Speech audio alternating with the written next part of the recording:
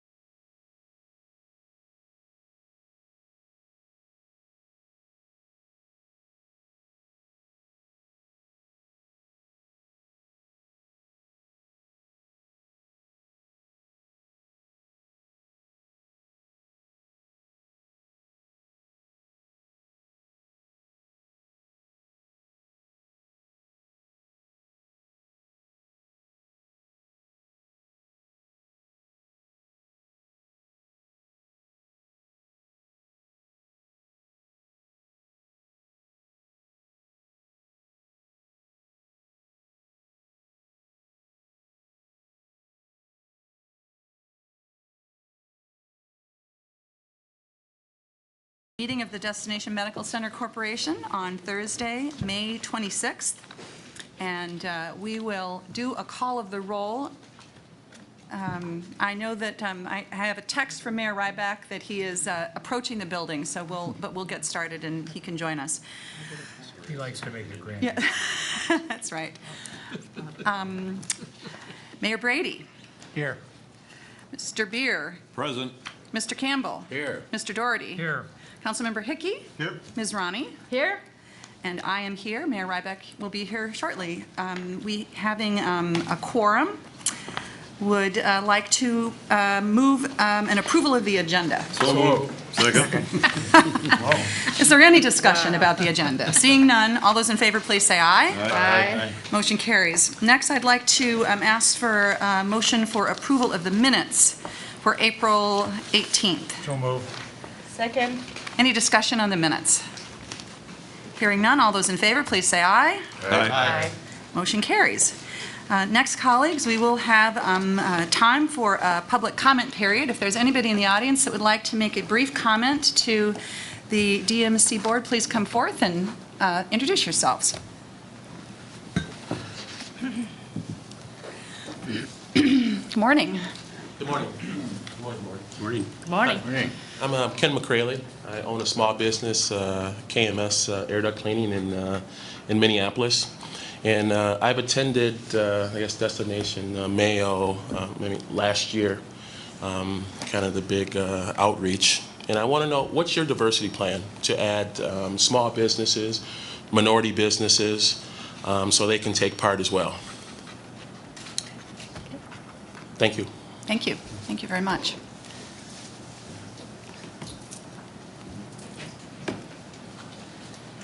Welcome.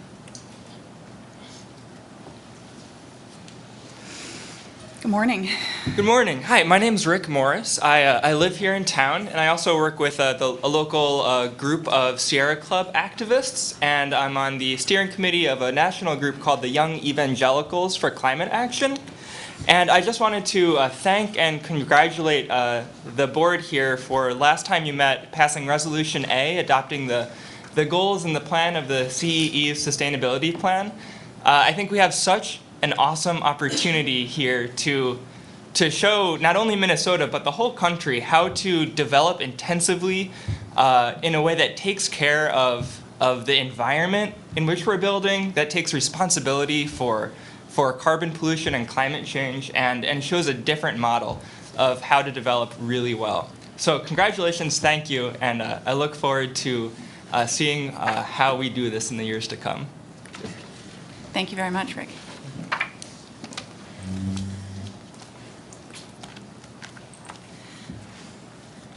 Any other public comment? Great.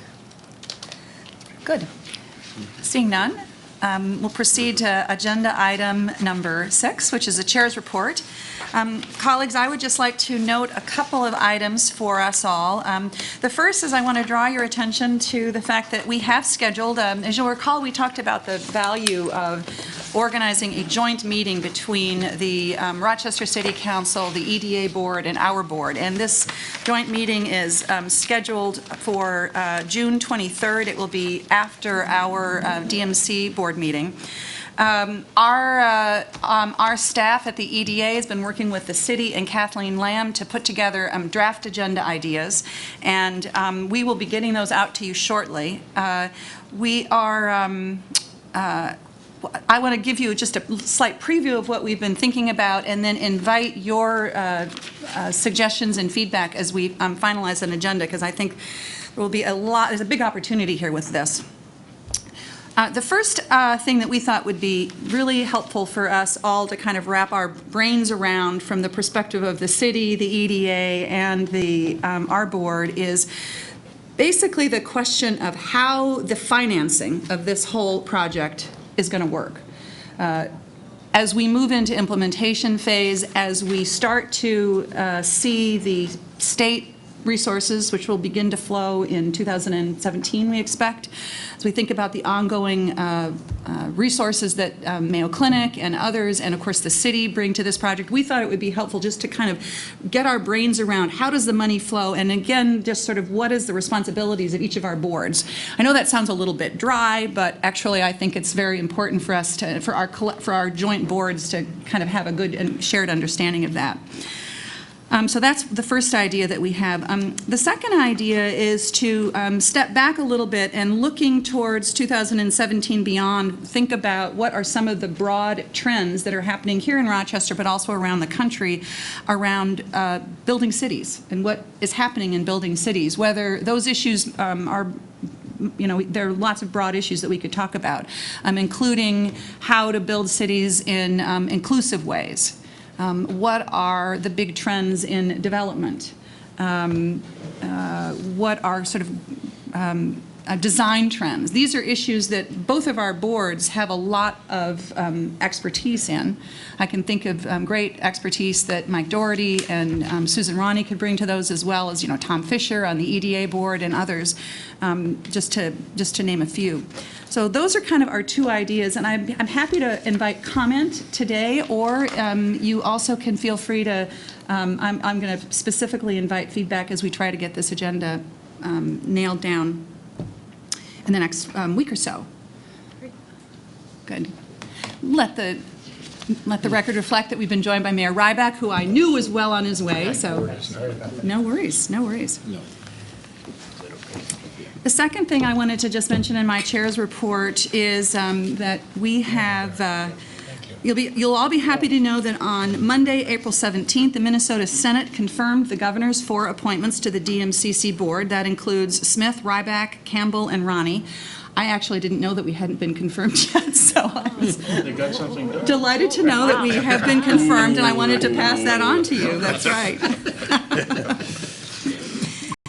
And then third, I wanted to mention that last week the McKnight Board of Directors approved a grant for $150,000 over 24 months to support a full-time position at the EDA responsible for implementing our clean energy and sustainability goals. We talked about this, as you'll recall, at our last board meeting, and the EDA will be happy to stand for additional questions about this during their report if anybody has questions, but I'm quite excited about this. I'm also happy to report that CEE is going to remain actively engaged in this process and in establishing, making sure that we don't just have goals, but we actually achieve goals around energy and sustainability. So I'm excited about that.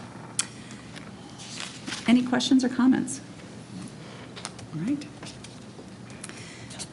Great. The next item is a report from the City of Rochester.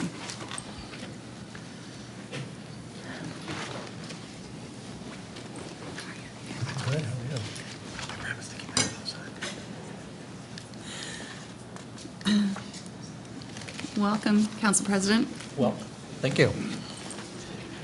Get the slides queued up here. I didn't want to do that. There you go.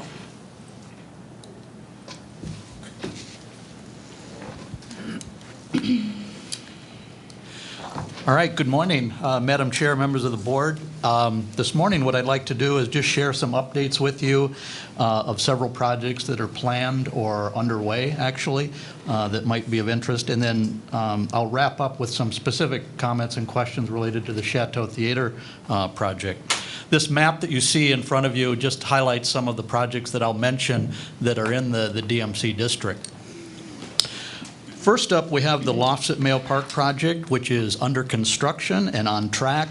This project is just across the river and is very important in terms of providing some needed housing within walking distance of downtown Rochester. So we're excited to see that project move forward. Next, we have what's known as the Buckeye Flats project, which is also under construction. Housing revenue bonds for this project were just recently approved by the city, and that project has broken ground. Just as an aside, this project received a great deal of neighborhood support and discussion, which was very encouraging. The one nuance was that the neighbors, some of the neighbors were not particularly fond of the name, the Buckeye Flats, given some of the history. And I'm told in reading the media that that the developer is actually considering some alternate names, and in fact, what's being bandied about is that this might be called the Ovation. I see some puzzled looks as to the naming. For those of us that grew up in this community, Buckeye previously was a liquor store that had a long tenure in that vicinity. Previously was sitting on the site that the government center now occupies, and then it moved over to this corner. So there was some trepidation about continuing that name, even though for any of us natives, it's a well-known name. So this, you may hear this spoken as the Ovation, perhaps, going forward. Next up, we have the draft guidelines that I spoke of last time, that these have been prepared by the University of Minnesota staff, and they will actually be providing an update to the City Council on June 6th and the DMCC board on June 23rd at your meeting. Then we'll proceed with a public engagement process where we evaluate some of the criteria and take this to the next stage. Next up, we have the Lattice project, which you have heard of. That's been under discussion for several months, and it's starting to proceed now with the preliminary zoning and land use approval. The DMC EDA and city staff are currently awaiting the detailed plans and project cost financials information so that then we can begin to evaluate the project in earnest in terms of economic feasibility and determine how it meets the goals and objectives of the DMC plan. Another project you've heard of in the past is the Conley, Mass project, which is also well underway. Much of the renovation is completed, and in fact, they're expecting a good share of the renovation to be completed sometime in late June. So that is moving along very, very nicely. Mr. Campbell, did you have a question? I just had a thought that for those of us that don't know the city as well as you do, it might be nice to put a graphic depiction of where these projects are within the city. Absolutely. That would be very helpful. I read the big article about the last project that was in the Star Tribune, and candidly, I was confused as to where it was supposed to be. So. And that is something, good comment. We can do that going forward. The map that I showed at the start depicted where these were located, but I understand you sort of lose that as the discussion. Just a minute, Can we get grounded in that map? I'm sorry. Yeah, take us back to the map. Yeah, just for a quick second. Let's, Thank you, Council President. We're a very literal group here. Yeah. this is the map. So you see number 3 on the far left, that's the Lattice project that I'm talking about out by St. Mary's Hospital. And then as you move, most of the projects are in the core downtown. The large block there indicated as number 5, that's the Bloom project, which we will be talking about. Yep. The number 1 red block to the far right, that's the Lofts at Mayo Park housing project. On the other Number side of the 2 river. is the Buckeye Flats and so forth. So Good. that gives you a bit of a idea. Thank you. Good.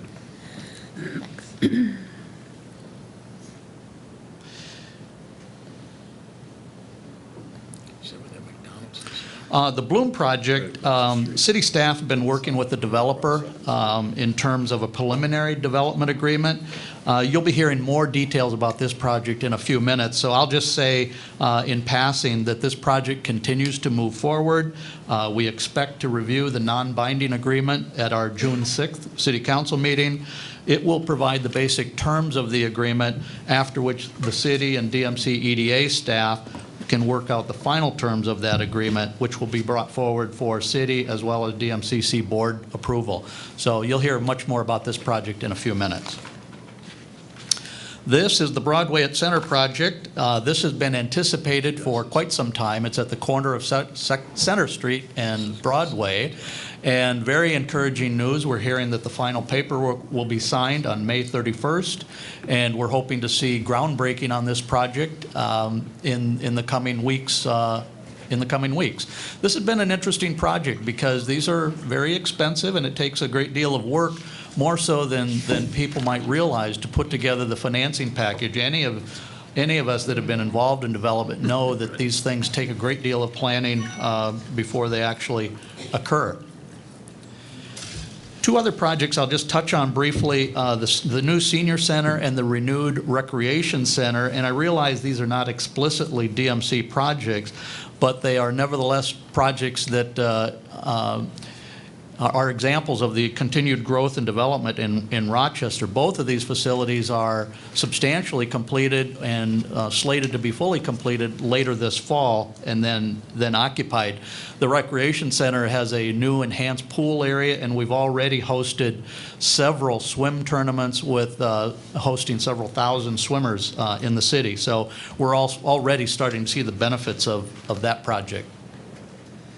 Council President Staver, could you just tell us where that is?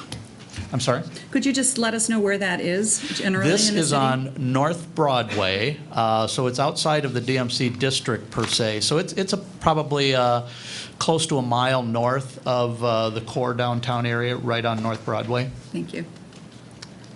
May I ask a Yes, question? Ms. Rani. Council President, are those two properties within the Destination Medical Center planning area? No. Okay, thank you. No. I merely mentioned them, and then as well as the Civic Center expansion, which is in the district, as ongoing examples that we're not standing still. We're trying to do some things in the community. Lastly, I'll talk a little bit about the Chateau Theater project. At your meeting in April 2015, the board reviewed a letter from the City of Rochester, and in which we made 3 requests. First, we requested that the board approve the acquisition of the theater and the future funding needed for the reuse of the property as DMC public infrastructure dollars. Number 2, that we asked that the board approve credit for any city expenditures for the acquisition and reuse or renovation toward the city's $128 million local contribution. And finally, we asked that the board and the DMC EDA staff work in partnership with the city and Mayo Clinic to determine the best use of the Chateau Theater in advance of the Heart of the City district planning. Of course, the board did approve those 3 requests, and also you pledged your commitment to work with the city and Mayo Clinic to determine the best reuse for this building. You also noted at the time that the city should bring back proposed reuse ideas to the board for consideration and approval of funding requests. The DMC EDA staff and city have subsequently worked in partnership to establish the Chateau Theater Reuse Task Force.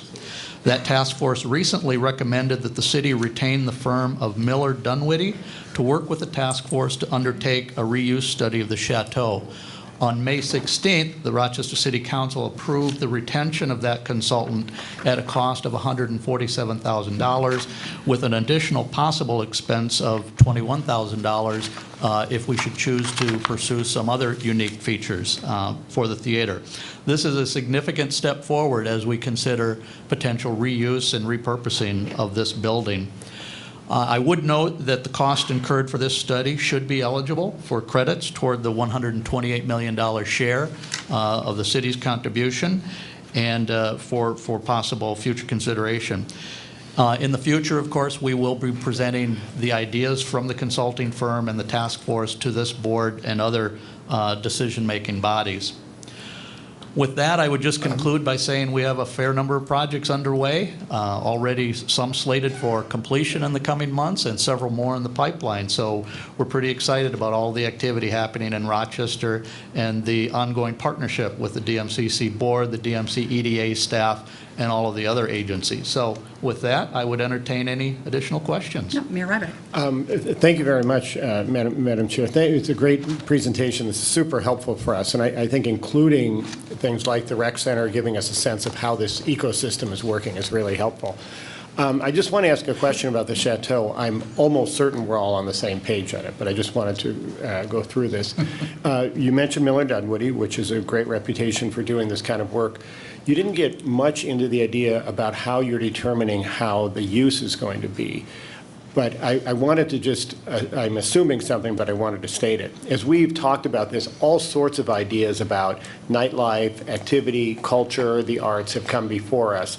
And we're assuming this is going to be or not the linchpin on all of this. I'm sure there would be a beautiful housing use or office use or all of that, but we're not saving historic building alone here. We're creating the center of what we hope to be a real explosion of arts and entertainment and that sort of thing. Are we on the same page on that? Oh, I think absolutely, Madam Chair, Mr. Ryback. I think we're all very much on the same page in terms of this is a gem in the core of our city. I don't believe we feel that this is a 9-to-5 sort of building. It just tells us that it could be used fully, many hours a day, work week as well as weekends for a variety of activities. I was not obviously a member of the task force, but we did read the report provided by the selected consultant, and I was very impressed with some of the projects they've been involved with elsewhere and some of the very creative ideas they've come up with. I understand the committee is considering a variety of attributes. It could be some raised seating, some high-tech uses so that we enhance performances, as well as a wide variety of performances, stage performances, video, et cetera. So I think it's going to be very exciting to see what the consultant comes back with. Mayor Brady. Thanks for your interest, RT, always. I know that's as important to you as it is to me. I chair that task force, and the two finalists that we had for the folks to work now towards how it might be used, their timeline is to have something back to us by the end of August. Okay. And one of the significant things that Miller Dunwoody had in their presentation was how they were going to gather the public input, how it is. And in fact, this afternoon, 4:30, we have an event going on in there where they will be there.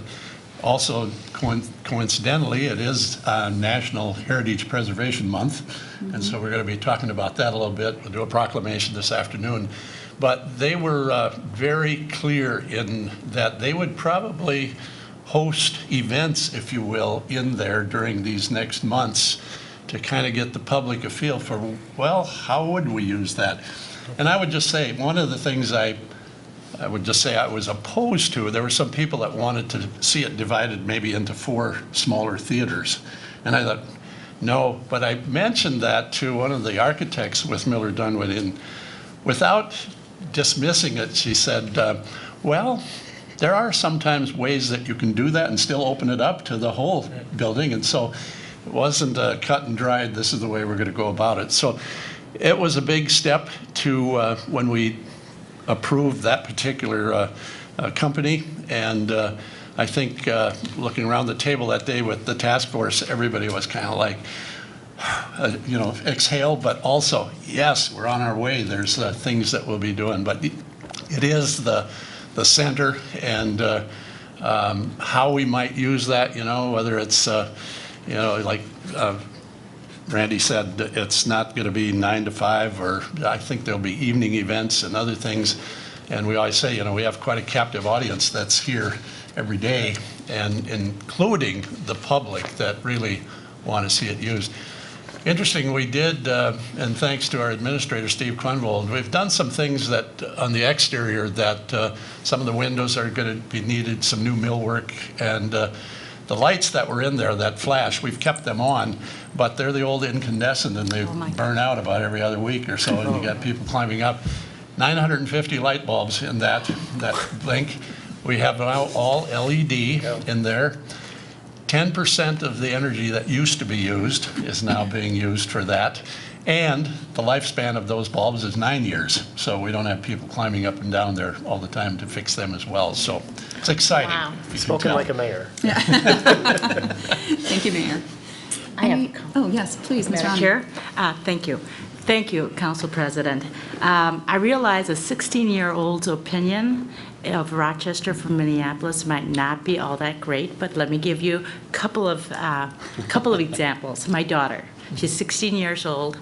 I can't tell you where she's going to go to school yet. She's looking at colleges. But one of the things that she said when we drove down before I was appointed formally, the thing that she said was, I love that building. Now, she's traveled a number of places, so I'm so thrilled that you're keeping the building and we're going to be able to use it. And I asked her, you know, you're 16, what would make you want to come and move to Rochester? Well, number one, the Korean restaurant, of course. Number two, you need to have a drink or a dish that's called Rochester. Now, I had never thought about it. Earl of Sandwich. There needs to be a gluten-free or something dish that says Rochester that we could tote it around the world. The third thing that she mentioned was that we should have lots of live entertainment, that was very important for these millennials. So from an eye of a 16-year-old who may be working here in Rochester, those were her thoughts. Excellent. Thank you. Thank you for the comments. I suspect a number of restaurateurs and so forth that are hearing this report are going to jump right on a couple of those ideas. Great. Okay, thank you. All right, thank you. We'll have other staff come forward now to give you an update on the transportation management strategy. Thank you.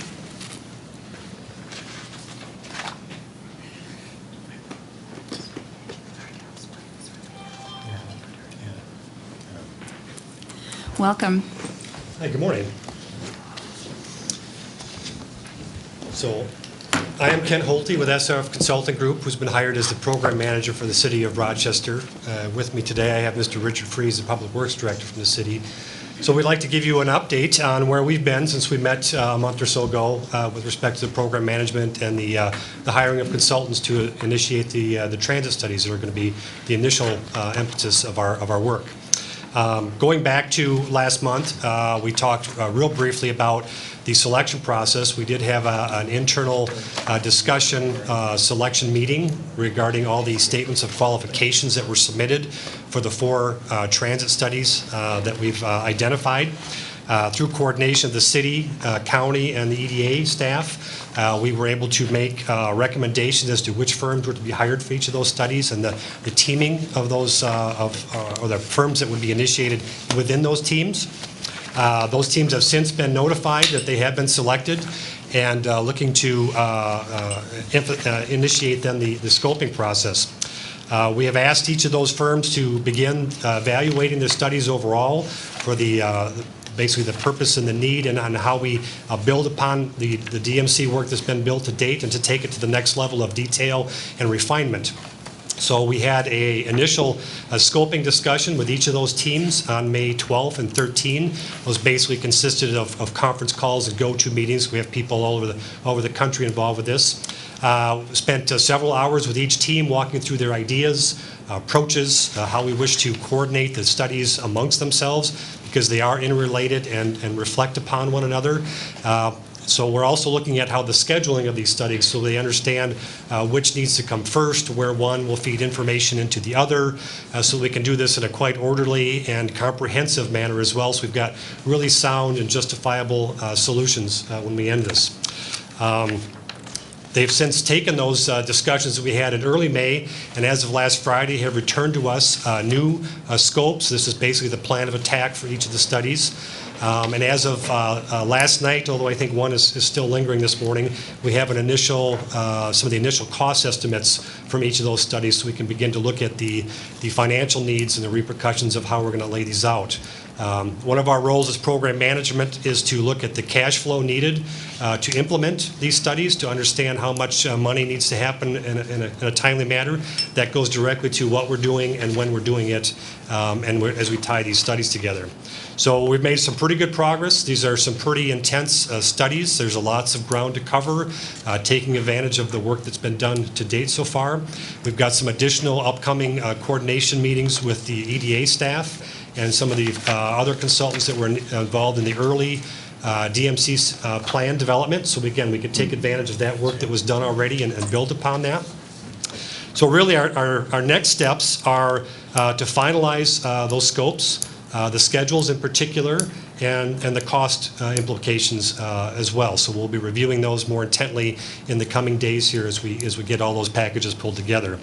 And really, we're hoping to bring a summary of all of that to the board, to you next month, hopefully for some initial, I don't know, I'll say approval blessing, so we can continue on into the contracting piece and get folks hired and underway.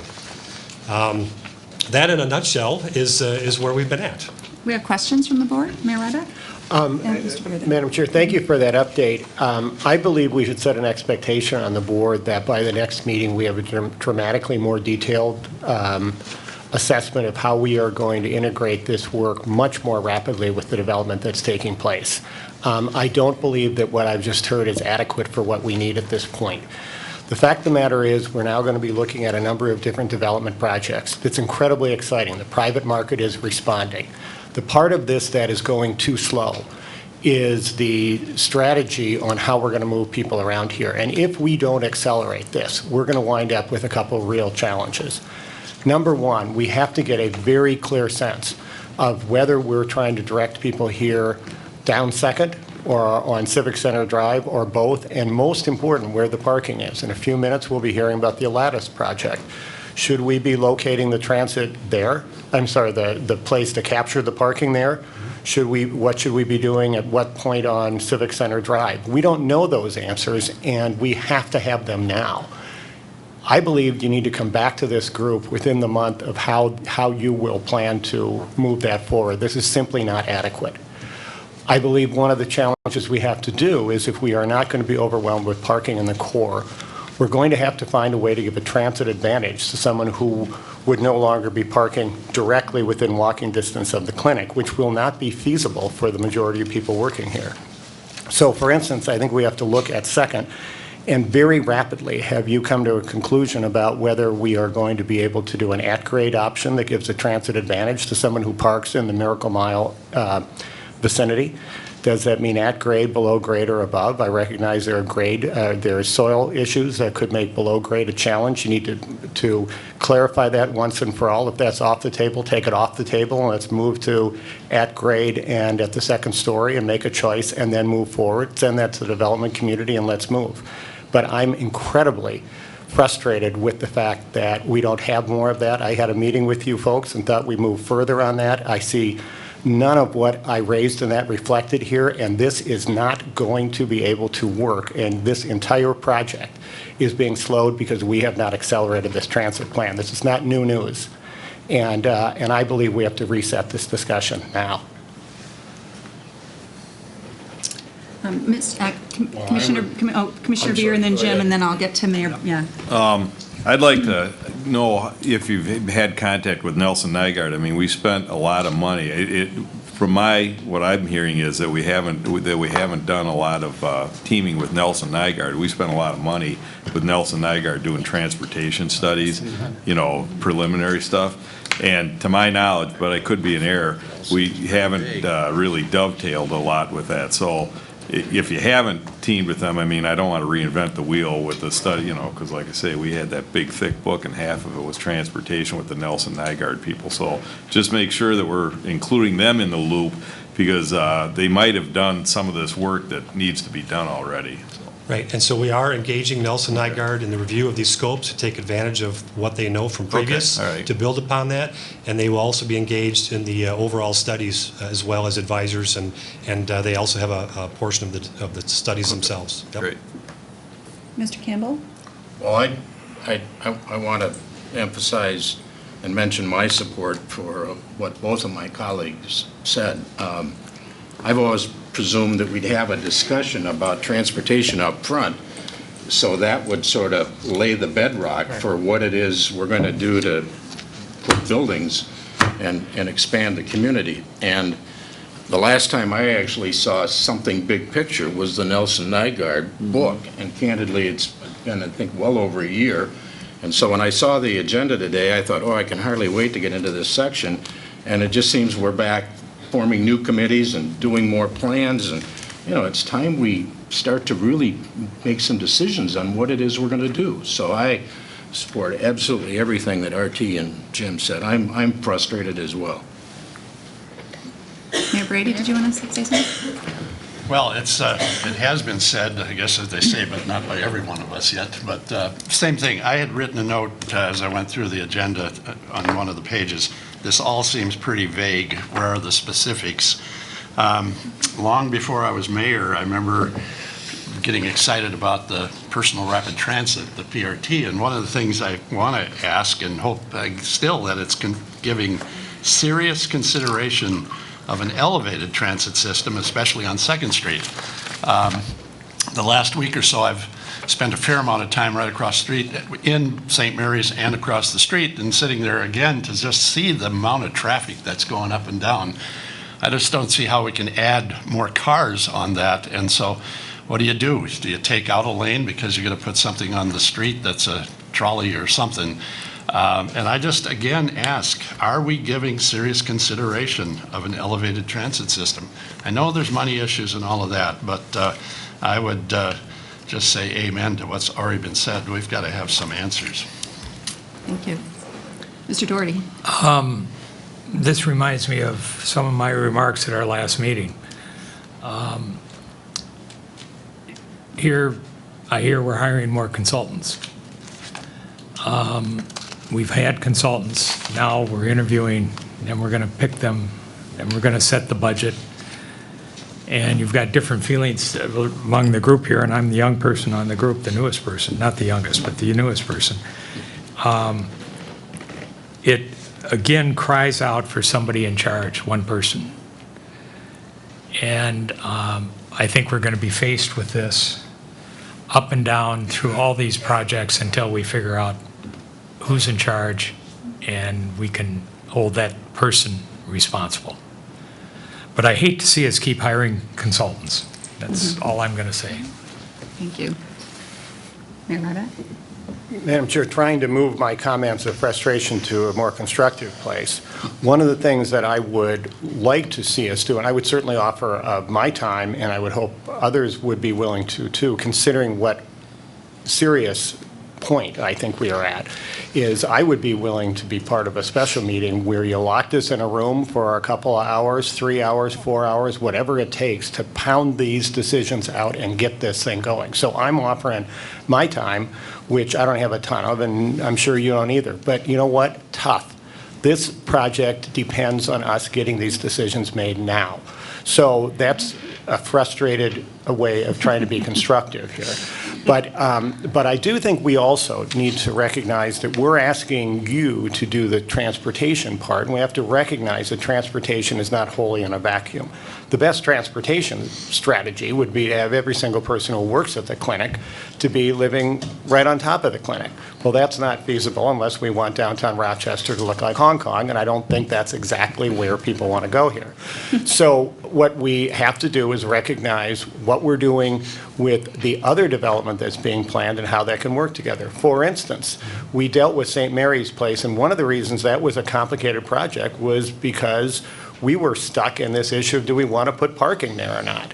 And that project would have gone a lot smoother, the previous one we were dealing with, if we knew where to put parking. You got to help us with that part of it, but the development community also needs to respond. For instance, if I was a developer who either was Atlantis or the people who own Miracle Mile, I would be competing with the guy across the street to see how much can I have that parking that's going to be down there woven into my project. They should be all over us right now saying, put it in my project, because that means that every morning and every night, all those people are going to get off right at the shops that I'll be making a lot of money off of. So we ought to set off that debate. We also ought to be putting a couple sites for those parking collectors, if you will, the parking stops on Civic Center Drive, and letting the development community respond to that too. The development community is responding to where development wants to go, but they don't know where the transportation's going to go. So let's bring them into this discussion, and I think a really good place to start would be at 2nd and 52. What are we trying to do over there, and how do the people who own the property down there respond in a way that works us together? So lock us in a room with the transportation stuff. We ought to all put some messages out to the development community, partner with us, and we can get this thing done. And I think also, as I understand, Mayo has responded very well to one of the most complicated issues an employer could possibly have, which is to say, hey, all you employees who get to park right here, we're going to ask some of you to park a little further away. If we do that, we sure as heck better give them an amenity there. Climate control, faster way to get to work, et cetera, et cetera. So if we're asking Mayo to do that, and we're going to have to ask Mayo to do that because everybody can't park on top of the clinic, then we'll need development and transportation working together. So RT, what you'd be saying is that we come back in June and we have some decisions to make, and the work should be done between now and then. Absolutely. And Madam Chair, there are obviously some things within some of this work that do take time. There's no question about it. Set us that expectation. I know nothing from your presentation this morning to know when we can expect anything that will be part of this discussion. And you need to frame it not in terms of how this transportation plan is going to do. You need to frame it in terms of how we can get decisions made about how Destination Medical Center is going to go. So for instance, I believe we need to tee up, what do we know about 2nd and when can we decide that? What do we know about Civic Center Drive and when can we decide it, including the siting of those parking spaces? What do we know about what Mayo's projections are for transit and what their gut is about how much of their workforce will park at a remote site if we give them XYZ amenity? All of those are things that I believe can be decided now. If there are things that take longer, educate us on that. But then we can accordingly have the development strategy put up against that. Mr. Campbell? I think you and I recall some conversations we've had about highways in Minneapolis over the years. Yeah, Phil. And as a layman, I've learned that the collaboration between MnDOT, the city, and the county are really critical. And I assume the same issues exist here, that some are county roads and some are city streets. And so I just want to make darn sure that there's collaboration going on amongst the key players, state, city, and county, that we're not leaving anyone out of the conversation. Yep. Ms. Ronnie? Thank you, Madam Chair.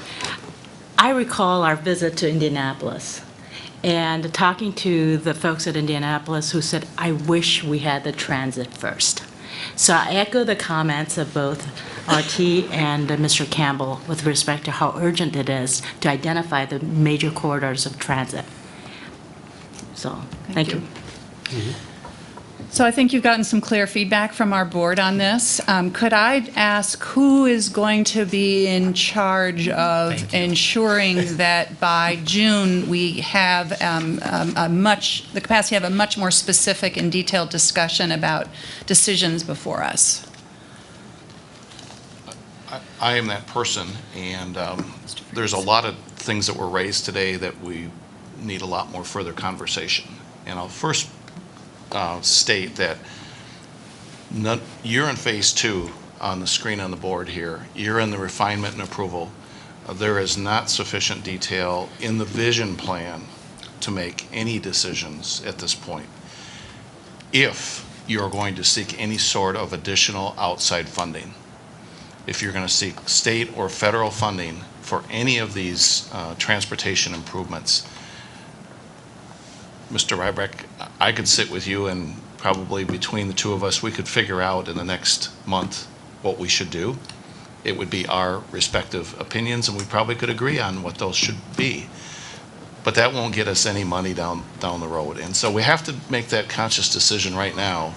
Are we positioning ourselves to leverage as much federal and state money as we can, or are we going to go this alone?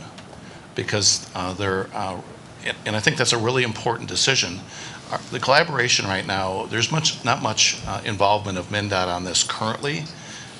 MnDOT will get involved from a collaborative perspective when we get to the transit portion of this. They have money for transit.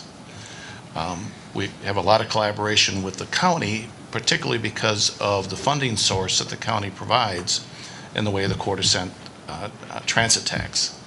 But again, none of these roads are county roads, none of them are city roads, or MnDOT roads.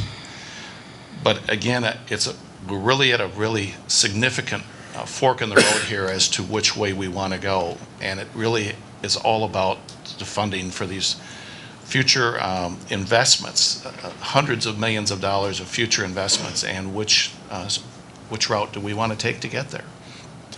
So that's something that, again, we've been proceeding with the understanding that, as outlined in the DMC vision, that there's a considerable leveraging of local dollars against the available state and federal monies that might be available if we jump through those hoops. And I hate bureaucracy as much as anybody, but it's just the way, whether it's a New Start or a program for streetcar or whatever it might be, we've got to follow a process, and that process, unfortunately, is a lot longer than any of us want it to be. Mayor Ryback? Madam Chair, Mr. Freese, I'm fully aware of the fact that there are huge gaps in my knowledge about transportation, and you and I can't get into a room together. But please don't assume that I've never worked with the idea of state, county, and federal matching transportation funds. I understand that well enough to know that what we need to do is to have consultants who have empowered us with when those deadlines are. Since I got onto this board, whenever it began, I can't remember, I have had a consistent one comment more than anything else. This is more a transportation project than anything else. That has been my most consistent statement. The fact that at this point we don't have that information you just asked me about, with the money we have spent, with the consultants we are hiring, is absolutely, to me, completely and 100% unacceptable. And I need to be very blunt about this, because unless we turn this around, we are going to jeopardize this project. So you bet I know we need to do matching funds, and you bet I know that we can't turn that around right away. But why are we not empowered with the knowledge of what the timelines are for those and when we need to make those decisions? Who are the consultants we are considering hiring who will help accelerate that? That's the kind of conversation I want to have at the next meeting. And we are prepared to do that. Okay, colleagues, I think I appreciate that there is a lot of work that we have to do, and I'm going to suggest that we move on from this topic now. You hear the urgency here. I'm going to personally follow up with the city leadership staff and EDA to figure out how we can get where we need to get, and because I share the concern that we have. This year we identified 3 big strategic goals for our work, and one of them was Heart of the City, the other one was Discovery Square, and the third is transportation. And in sort of late May, I'm quite concerned about our ability to meet our goals around transportation. So we have some work to do this month. Thank you very much. Madam Chair, just one last quick comment. If it would be at all helpful, I mean, I can offer some of our staff time from the county perspective. That I mean, would be we've got, extremely helpful. So anybody that you want us to get involved there, you know. I'll follow up on that with you. Thank you very much. Thanks for that offer. Okay. All right. Next item on our agenda is project updates. And I believe we're doing, the city and EDA is doing this together, which is extremely good. Yes, it is. Madam Chair, good morning. Good morning, board members. Morning. I'll just do a couple introductory comments and then turn it over to Steve.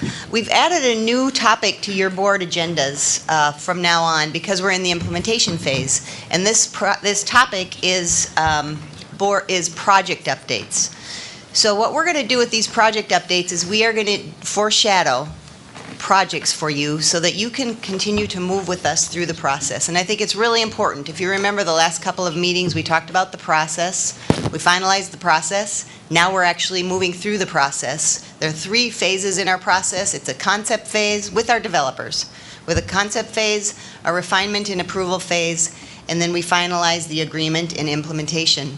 And we hope it's helpful for you to walk through these projects with us, so you won't see them once. You might see them twice, you might see them 4 times, but it's really important for you to give feedback as you do. Steve Quenvold, my colleague from the city administrator, and I have been working very closely with our development partners on this particular project. And just so you know that Steve is the man in charge in this project. So each project we do have, you're welcome. We do listen, Mike. So each project we do have a point person, and Steve's going to provide that. He'll also introduce our colleagues, and this is your first blush at this particular project. Thank you very much. Madam Chair and members of the board, thank you for this opportunity to present this proposed development that we will bring before your board and the City Council down the road. I'd like to introduce Samay Matafai, if I correct. He is the CAO of Bloom Realty, and he just flew in from Dubai and just arrived. He was scheduled to arrive last night, but had some scheduling problems with the airline, so he had just arrived here now. This is Jonathan Gawley from the architectural firm of AE7, and he's in their Pittsburgh office. We also have in the audience Eric Hokinson from AE7, and he's from the Dubai office, and he is in the audience. And so we want this opportunity to introduce this proposed project to you. We're not asking for any particular direction from you at this point in time. What did indicate the progress to date? We have been working with the developers. We had a survey of the land and provided that to the developers. We also have commissioned 2 appraisers to appraise the city property. This is the city property between 4th Street and 2nd Street South, all along the river. And we expect that those appraisers have been working on it for a couple of months, so in the next couple of weeks we should at least have some indication of the value of that particular property. As indicated by President Staver, we have also been working on a preliminary development agreement with the developers. Kind of lays out the framework for our negotiations.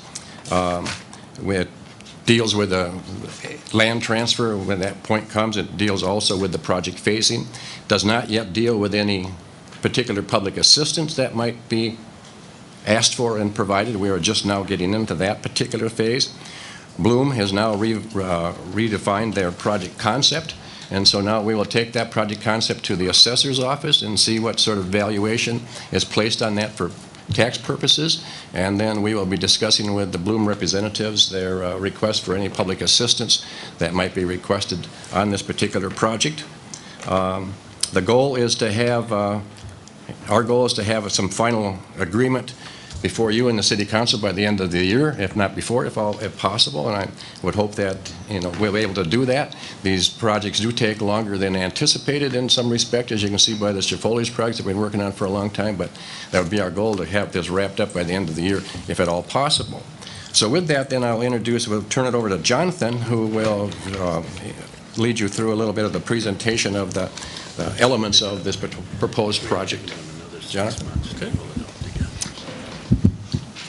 Thank you, Steve, for the introduction. Could we cue it up? Oh, sorry. I do this, and then... I will just note for the board, in terms of the process, Phase 1, Phase 2, Phase 3 for the development plan, this project is in Phase 1. So it's in the conceptual phase, and so that you can start to walk through the process with us as well. Thank you. Okay, thank you. Can we get this full screen? That, or try Control L. I can do it. Can we do the computer? Does this come out? I'd love to walk around. No, I guess not. Oh, do you want to? I don't know. It'd be nice. Thank you. I like the Is it okay point. if Jonathan takes the microphone and walks through? Or do I need the Certainly. microphone? I could talk loud. Well, it's maybe easier for the people in the back of the room if you use the microphone. Well, I'll start here and use my ability with my hands here to speak. Thank So, you. yeah, I really appreciate the opportunity to be here to present this project. We're very excited. I think it'd be an amazing opportunity for the city to develop a piece of You're land going to right. need to talk louder. I am going to need to talk louder. Yeah. Okay, I'm trying to make this work. There we go. So I want to familiarize yourself with the site and its location within the city.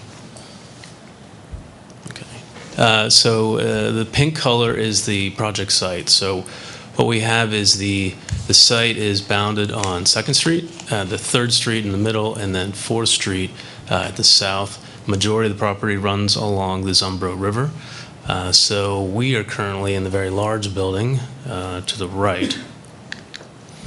We've been doing analysis to the local program, building and land use. You can see the neighborhood is very mixed between, of course, yellow is medical for Mayo Clinic, but hotel, residential, city government. So we want to look at this project as mixed use and cover many of the programs that are currently outlined in the DMC master plan.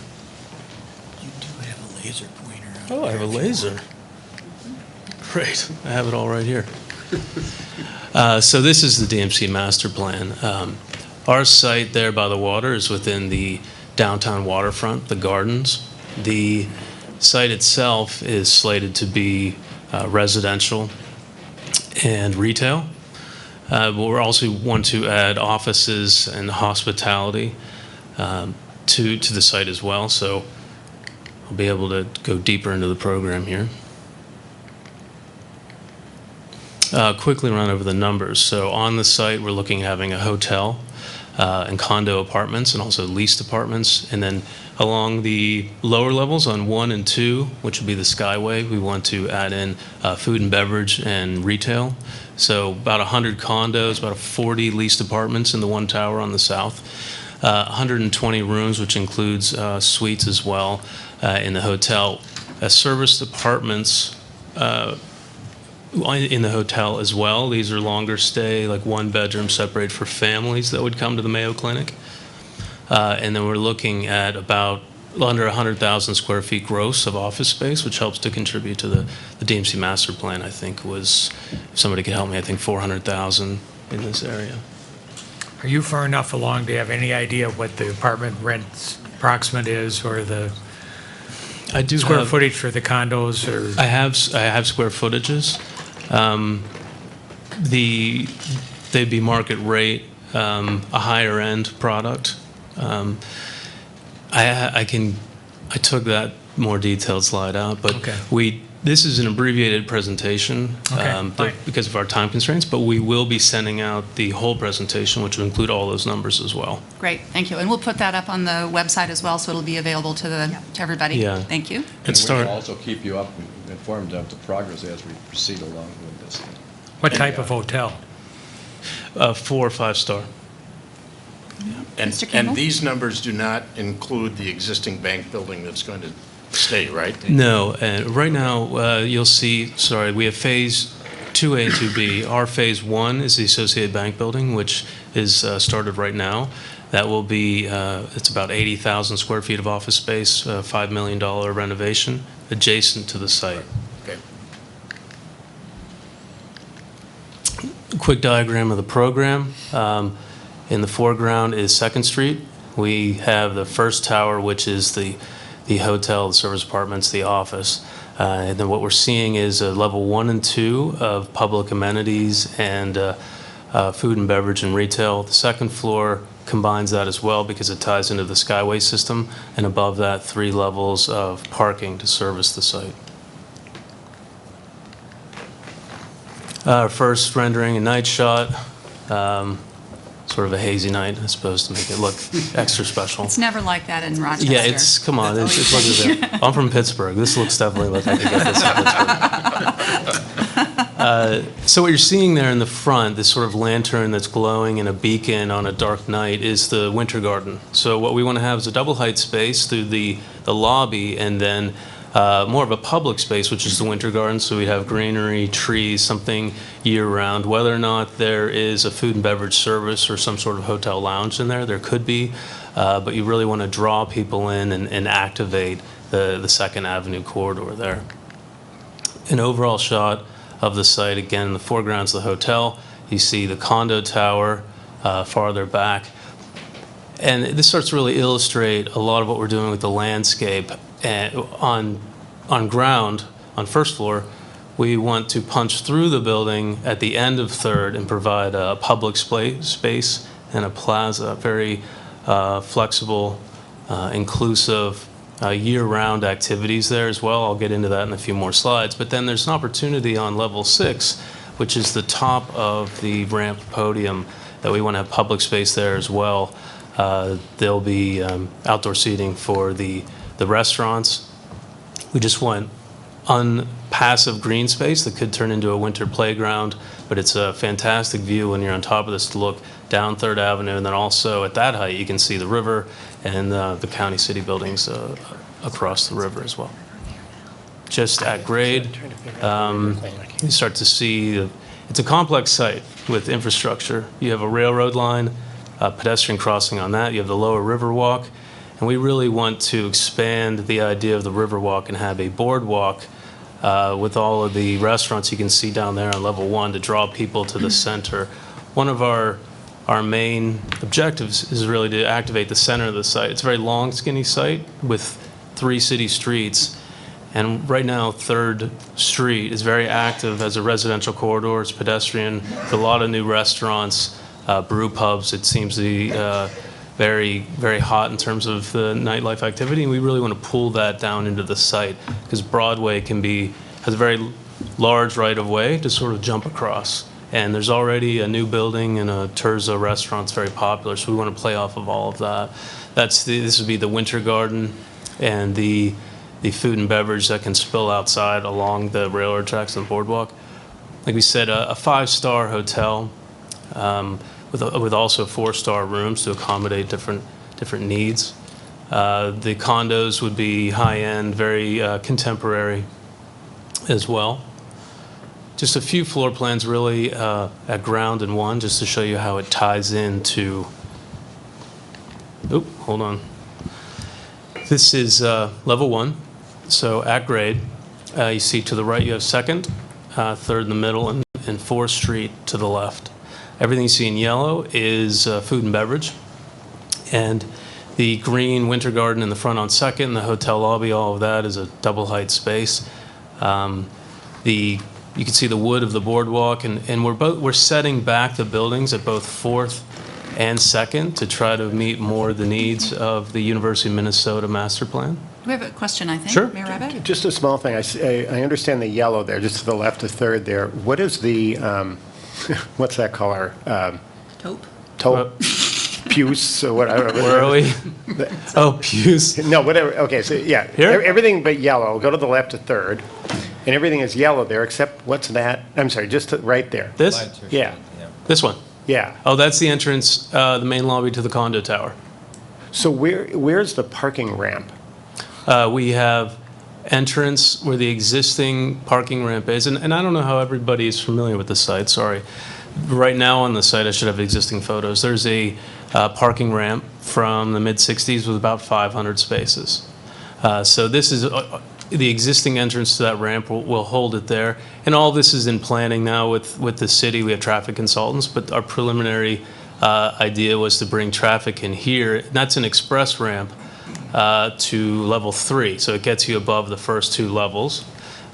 We have a ramp that goes down here to a very small number in the basement, 1 level of basement, that's it. And then a ramp off of 4th for a small number of spaces for the residents of the condo. But we really want most of the traffic for hotel events, the larger garage entry to be off of 2nd, which already has that accommodation. So that, does that answer Ortiz? Yeah, I mean, Madam Chair, sorry to interrupt this, but I'm just trying to see what the pedestrian experience is, and especially from the river side, because, you know, this will define the river. Yeah.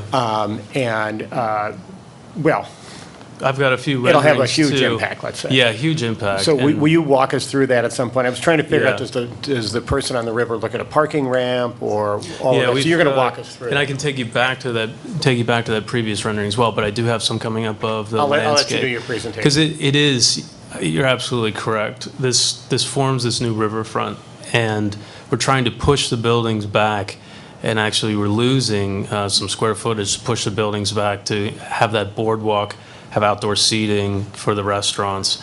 Even on level 2, I'll show you now, we step back and have outdoor seating along the terrace. So there's indoor seating. And then on both 1 and 2, a lot of this exterior wall will be operable glass facades. So nice weather, open it all up. We want that feeling that you can be walking indoor and outdoor in nice weather. Madam Chair, but if I'm looking at it from the second floor, across the river from like sort of where City Hall is, do I see a parking ramp? Over on the left. On the left, we see the ramp. It starts at level 2, so you'll see we disguise it a bit with the tower coming down, but you would see some levels of parking from City Hall. I mean, we want to, of course, treat it architecturally and not have it just be some open ramp, but that we need the open ventilation, the facade to vent the parking. And I can go, if this thing will move fast enough, why don't I go back to the rendering if we've got enough time? I know we're short on time. I just want to show you this is from City Hall. So you have the condo tower that the facade of it slips past, but what you have is these 3 levels of parking. The glass for the restaurants along the base. There's 2 levels of glass for the restaurants over at the hotel, and then the larger winter garden. And then, and I'll get to those too. We really want to increase access to the Riverwalk. So the Army Corps of Engineers changed the Zumbro River in the 90s. It's sort of brutalist concrete. It serves its purpose. I'm a big fan of brutalism myself architecturally, but we want to punch through and get down there, and right now you have to ramp from 2nd and 4th. There's no access from 3rd.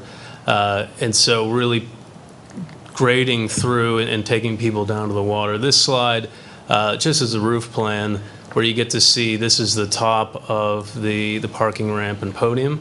This is all public space, a bit of private space here for the condo, which is their outdoor barbecue pits and the like. This is just, we have 2 elevator cores to take people straight up from 1 to this level, and then outdoor space for restaurants to use for seating. I mean, we kind of romantically thought of like a beer garden with tables in the trees, if somebody likes that kind of thing. I certainly do. Community activation, so yes, tying it in. Right now, the 3rd Street, 3rd Avenue, it actually, the site completely takes up the river, and 3rd Avenue right away stops at the alleyway. And 3rd Street. Sorry, I know, I got to get the street avenue thing correct. 3rd Street.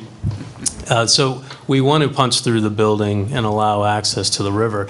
And, for example, some of the community, we have the Thursdays at 1st and 3rd with live entertainment, and it's very active. We could anchor that and be able to shut down that end of 3rd Street and put in a band shell to have live performances, because we're looking at having like a dry fountain for the kids to run into the sprinklers, which could also be ice skating, but that can be drained flat. You can put a stage on it.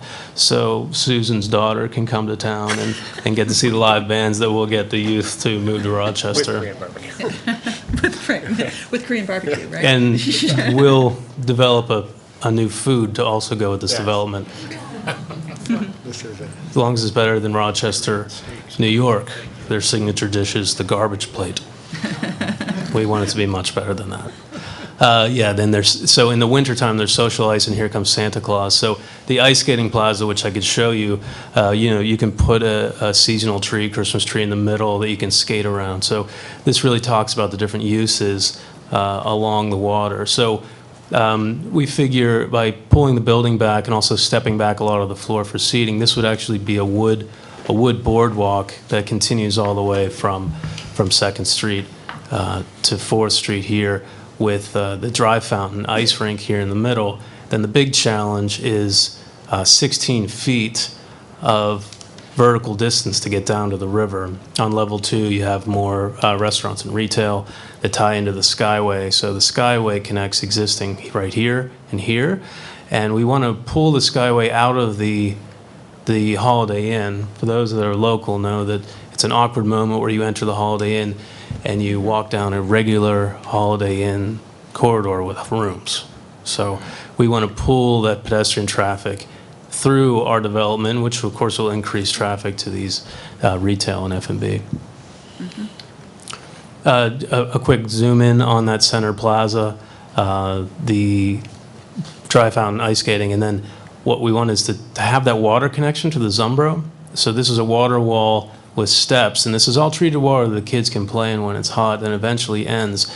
I do know that there's some kayaking, so we're hoping that with a dolly and parking in the garage, you could have this as a kayak put in to the water. So a few renderings of the landscape. This is standing at the end of 3rd Street. You have the fountain. You have the fountain there to the right, and seating flanking it. So I'm hoping that kids are running around the fountain, and the parents get to actually relax for a minute and maybe have a drink. I have children. I'd like to be there. So the water then spills down the water wall, hits this bit of what we want to be an eroded crevice coming down. This is all treated so kids can play, and it's not deep, and it comes down. The boardwalk itself is a bridge that floats over that gap that allows you to have that continuous walkway outside. And then eventually down at the water, you have steps coming down. And this is all very preliminary because Army Corps of Engineers, this is all very scientific on the amount of floodwaters and capacity, so we'd have to work with them. But what you would have to do is the water eventually would end up dumping into the Zumbro there. I think that's it. Great. That is it. Thank you. Yeah, Ms. Ronning. Thank you, Madam Chair. You talked about the bootyless concrete style. You know that you've lived really a long time when the projects that you worked on are getting destroyed. I worked on that project. I was Army Corps of Engineers engineer on that. So thank you very much for brutalizing that, please. I'm a big fan of brutalism. I get that. I love it. It's not in favor right now, Yeah. but another 20 years, it's going to be back. You know you've been in the industry really a long time when they start to break things apart, so Yes. that's where I am. So I thought I'd make a full confession of that at this board. My 16-year-old daughter, the other unlicensed urban planner, has also said, you need skyscrapers where people can live. That's exactly what she said, and I'm thrilled. When can you talk to the Corps of Engineers? If you need help, I'll talk to them. Absolutely. You have my support. Thank you. Thank you. Yeah, Mark. I want to thank you for that update, excellent update. It's going to be an exciting project for Rochester and the whole state of Minnesota, and we're fairly early in the process here, and I think it's the concepts I see, the activated riverfront, I really like. I think at this point, while we're still early in the process, we can draw on some lessons learned from the Clarke project, that we don't, as a DMCC or as an EDA, want to over-constrain, the architects. I see a pretty solid plan here early, but we don't want to be too constraining and telling them exactly how it has to be designed. I think we want to give them some broad concepts in addition to what we already have in the DMC vision. But again, I think it's exciting, and I think it's going to be a great project for the city and for the state. Thank you. Any other comments? Well, make a comment. Sure. There used to be this commercial with give it to Mikey, Mikey hates everything, Life and I cereal. feel, unfortunately, I've been fairly tough on some of the development, so take this as a true compliment that I think this is a real home run. I mean, I think this is really moving in the right direction, and it accomplishes a lot of the goals that we want developers to help us accomplish for the public purpose that go beyond the direct benefit of the project. This is a clear example. We spent a lot of time talking about the river. We don't have anything yet in the project about how to specifically bring people down to and touch the water. So I think there's a lot of work that's been done on public space. I want to really thank you for recognizing the the unique excitement of Third, which is a really great street, but it needs an end, and you're creating that. I think there are some just absolutely outstanding parts. I want to encourage you to think a lot about how the Skyway and street connections go. There's an issue here with 3 circulation areas. Yeah. And that's the way it's going to be in this city. But getting people a logical navigation back and forth works. I didn't quite understand how that Skyway in front of the Holiday Inn would go, but if I understand, you're loading it toward the street as opposed to inside the project? Is that? I can go back if you like. Well, just, does my Skyway experience go onto the street as opposed to in the interior of the project? It's in the interior of the project. Just so and diverts around. that's necessary many times. Just as you think about this, one of the things we need to accomplish in getting street and Skyway connected is the more that can load onto the exterior so a person can see, oh, that's the street, that's how I get here. It's not always possible everywhere, but the more that that's done, the better. I'm glad you bring it up. That's exactly the way it is. Well, that was it. Hold up, I'll go back. We do load it to the outside. So right now, it comes along and works its way through the garage. So we want to take them on the outside, which is where you have seating and the glass doors that open. So we internalize the restaurants and retail as sort of a street face, but the other side of you is going to be all glass looking out towards City Hall. That's really encouraging for the street Skyway connection. It's also, you know, in spite of the cloudy picture, it's sunny a lot of days when it's really, really cold here. And that experience is actually a nice one if it's in the Skyway, if it's done right. I learned that in January when I was here.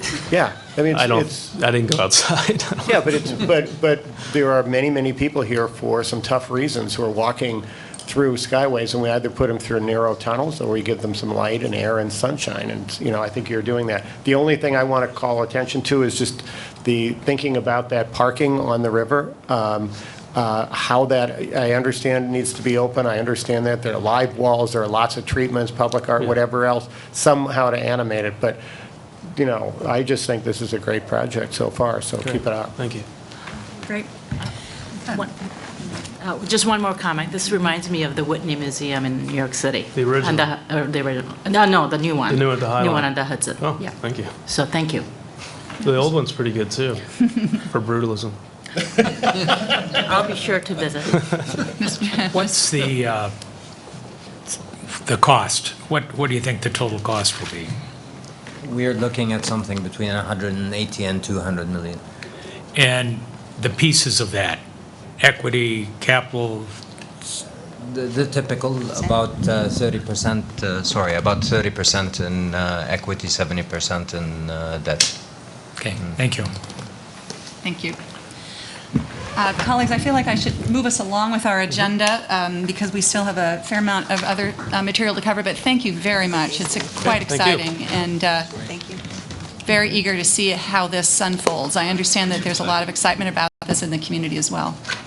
Great. Thank you. Thanks very much. Thank you for having us. Thank you. Madam Chair and board members, the next update that we're going to give in terms of project update is the Second Street project. So if you recall, that was the project where we were bringing developers, landowners, neighborhood groups, Mayo Clinic, DMCC together to create a system or plan for the entire Subdistrict area. So I'm going to invite my colleague Patrick Seeb, our Economic Development Director for the DMC EDA, to give you an update on that. Thank you.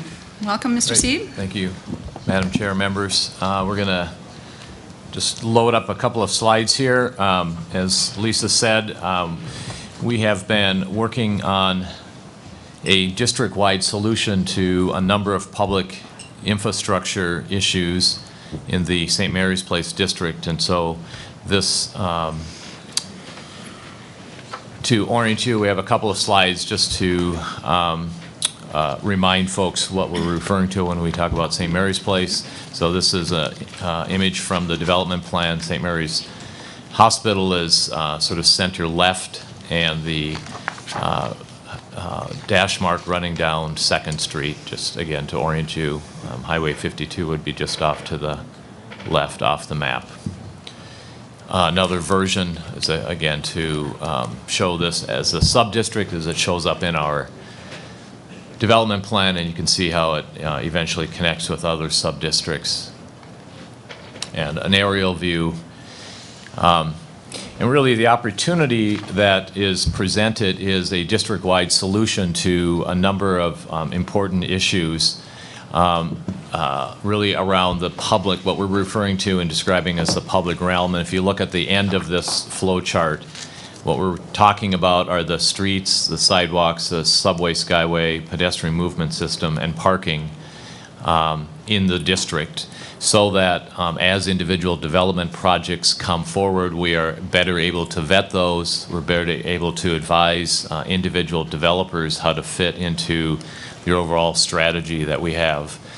So back some months ago, we organized a work team that included representatives from the adjacent neighborhoods, all of the property owners along 2nd Street, including Mayo, of course, and city staff and ourselves, to develop a pathway that would get us to an agreed-upon public realm plan for the district. We are right now in this data gathering and analysis phase, collecting a lot of data that will help inform decisions, principally around those items listed in the final plan. Our concept involves this concept of a 14-day design sprint. We've been working with locally and with the University of Minnesota Design Center to create what that design sprint looks like, and it's essentially not exactly locking ourselves in a room for 4 hours, Mayor Rybeck, as you're suggesting, but pretty much like that over a 14-day period, and really working through solutions around these key issues, with the goal of coming out of that with a set of actionable recommendations. Again, with the intent that it will define the public investment that will occur in the district and will inform private developers as they are making their own investment decisions. Happy to respond to any questions. That's good. Other questions on this, colleagues? All right, thank you. Thank you. I'll invite Jeff Bolton up at this time. Patrick, you might as well stay because you're on the agenda as well. Yeah. So the EDA report, we have a few quick updates on the front end, and then we have 3 major updates for you in terms of projects. So I'll just do a quick progress report for you in terms of some of the work that we've been doing on the back end on the EDA in terms of our work plan.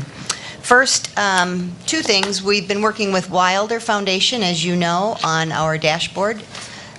We are finalizing that, and we'll bring that report to you in June. Wilder's been an excellent partner, and we continue to work with them to populate the data right now. We're going back to 2012 because DMC was approved in 2013, so we want to make sure that we start a benchmark very early, and so that we can see the progress, frankly, over the next 20 years. So they're helping us develop that dashboard. And we're also very thrilled, as Chair Smith told you, McKnight Foundation has awarded the DMC EDA with a 2-year grant to support the energy and sustainability work that you all approved last month from, or maybe it was two months ago, from the CEE plan.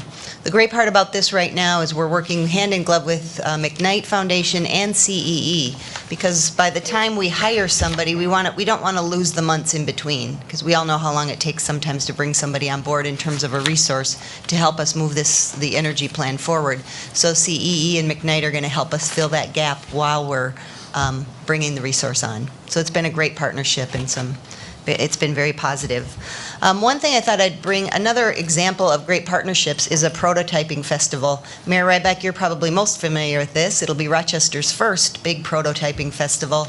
The great thing that we're doing about this festival, we're hosting one in the fall, and basically a prototyping opportunity is, in my mind, in my words, it helps people explore what a city could look like in the future before we actually do the physical change.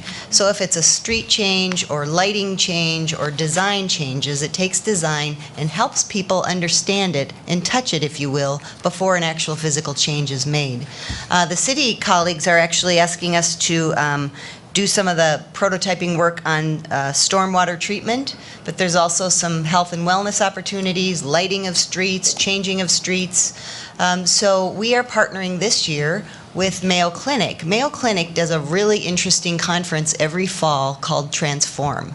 This conference draws 14 countries here, and it's an innovation conference. And this year, their theme is on health and wellness. So we're partnering with them, and we're using our prototyping festival on top of their Transform conference and putting it together to really help people understand what this Transform efforts are in terms of health and wellness, but also how it moves into our community and they can see changes. So it's going to be a really great opportunity for us and something that is brand new. Patrick Seeb brought a lot of his skills in this particular area to this effort, and I'm very happy about that and thankful. Last month, I talked to you about experience accreditation. If you remember, we're doing a service accreditation program with our hospitality industry. This is a differentiator. This does change the lives of our patients and our visitors while they're in Rochester, Minnesota. This is something that's very unique across the country. When we talked to you about, we rolled it out last month. We're working with RCVB, RDA, Mayo Clinic, and DMC. We rolled it out with 5 companies, and one short month later, we have 25 companies interested in doing this service excellence and accreditation program. So it's not easy to be accredited, but if these hospitality organizations are interested in being accredited and sort of moving the needle, if you will, for the experience of our patients. And then finally, a couple of updates on our communications work. You know that we've been working very hard on web presence, social media, communication, regular media. We have experienced great growth and great interest in all of those areas. Just for an example, most people, the people that jump on our website spend an average of 2 minutes and 10 seconds on our site, which is a very wonderful engagement rate. And so what we're learning is that what people want to do is they want to get on our interactive portion of the site and go from sub-district to sub-district to see what happens in each sub-district. So we're learning where people are spending their time, what their interests are, and we are getting a global reach on our media presence as well as our social media and our website. So with that, I'm going to pause on the progress reports, and we've got 3 updates for you. First, we want to talk about Discovery Square update, and I'm going to turn it over to Jeff Bolton to give a sense about Mayo Clinic's work and Discovery Square update. Sure. Madam Chair, members of the board, thanks for the opportunity to speak with you today. Just a couple of things. Speaking on behalf of the DMC EDA board, can assure you that we're working very closely with the EDA, Lisa and her team, and monitoring the progress and providing support.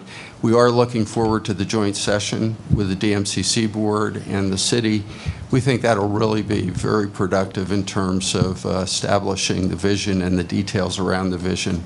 So looking forward to that. In terms of Mayo Clinic, I just wanted to provide a little bit of an update. We continue to grow as an organization, consistent with our plan. If you look back from January of 2015 through April, our head count has grown by over 2,600 people. If you look at just the first 4 months of this year, we're up about 315 people from a head count perspective. So continuing as strong organization. At our last Board of Trustees meeting, the board approved more than $50 million in capital projects for Rochester. One of those projects is really renovating and expanding space that really is attractive to destination patients, so it's very consistent with the program. The second is related to an announcement that you'll hear later today, actually. Again, a project that sets Mayo Clinic apart among leading academic medical centers in one of our strategic priority fields, so we're very excited about that. Also, we're continuing progress in working with companies, collaborating, trying to build alliances to attract businesses to Mayo Clinic and the Rochester area. And we're looking at the Discovery Square area, and I'll talk a little bit about that. But also, given the fact that we don't have space right now, we're looking at the broader, participating with Journey to Growth in terms of attracting companies to the region as well. So we're thinking broadly about economic growth. Just in terms of strategic partners, strategic collaborations, you may have seen earlier this week an announcement that we're collaborating with the Israeli startup network, our Mayo Clinic Ventures, really trying to accelerate information and other technologies into healthcare. Again, creating Mayo Clinic, the Rochester area is a leader in healthcare technology. Last month, you may have seen the announcement about our relationship with GE Ventures, with the company Vitruvian Networks, which is an independent cell and gene therapy company. Again, this is really a build on our focus and attention in regenerative medicine, and we see this as a very significant growth area, both for patients, but also adjacent companies that would locate close to Mayo Clinic. So very excited about both of those. We have completed our feasibility study for Discovery Square, and not to pile on, but the transportation and parking analysis will be very critical. I am resisting the temptation of loading up 2nd Street with significant underground parking and transportation congestion in an area that we really want to be pedestrian friendly. So we're looking for long-term solutions. Again, if you think about Discovery Square and just the Mayo land that's owned there, it's about 35% of it. We could build out 1.2 to 2.2 million square feet of space as part of that initiative. So we need transportation and parking solutions for that. We're working through EDA and the city very closely to try and address that. We'll be ready to provide more details on the rollout of that plan at our June meeting. So looking forward to that opportunity. Great. Yes, Mr. Campbell. I had a chance to visit the United Health Mayo facility in Boston at MIT, and I wondered why you put it there versus putting it here, but I suggested that you put a significant operation of that entity in Discovery Square. So I just wanted you to know that I was back there pitching for it. Well, Mr. Campbell, you and I are working very hard on that, and there has been some openness in terms of Optum and United in looking at potentially locating here. No promises, but it's incredible. We're working them. It's an incredible venture, and it just Yes. seems like with United in Minnesota and you in Minnesota, it's being very appropriate to have some kind of a facility here. We'll accept all help in that regard. Thank you. Mayor Ryback? Thank you very much for a very helpful update. And, I think the top most important thing that you said is that Mayo keeps growing, and that is really great. But the second part is this whole issue of Discovery Square, and the more you can be successful in that, the more we deliver on the number one goal here, which is to create new jobs and at the clinic, but also in an ecosystem, and that's what I think is so important. I wanted to really also thank you for that, the whole work that you're doing in looking at how parking comes into Discovery Square. The easiest thing to do would be to say to everybody, oh yeah, come on in, park right at the front door. That's great, that's wonderful, we'll put you right underground. And every single decision you make like that makes our challenge on Second harder, and takes energy from the street and makes the rest of the thing more complex. So that's exactly the kind of work we need to see, and it's really appreciated. And in return, we have to deliver on peripheral parking strategies of the transit advantage that make that person say, yeah, I'm glad Jeff Bolton stuck his neck out at one point and did that so that we had a better city. So we'll keep accelerating to deliver on our part of the bargain, and we really appreciate you doing what you did. And if I could, we stand ready to help in that regard. Right. So I think it's really exciting to hear about the employment growth, because that's what this is all about. I was at a meeting, and at a TASCA meeting last Friday morning when Greater MSP presented the results of some really incredible workforce development data. And I asked them last Friday morning of whether you all were engaged in looking at that information, but if you're not, it has to do with the attractiveness of Minnesota. Obviously, the Twin Cities and Rochester as a place to attract people from around the world. And not only do you have to replace a significant amount of your current employment base, but to grow to the extent you're growing. I mean, this, to me, workforce development is going to be the critical factor to make this all happen.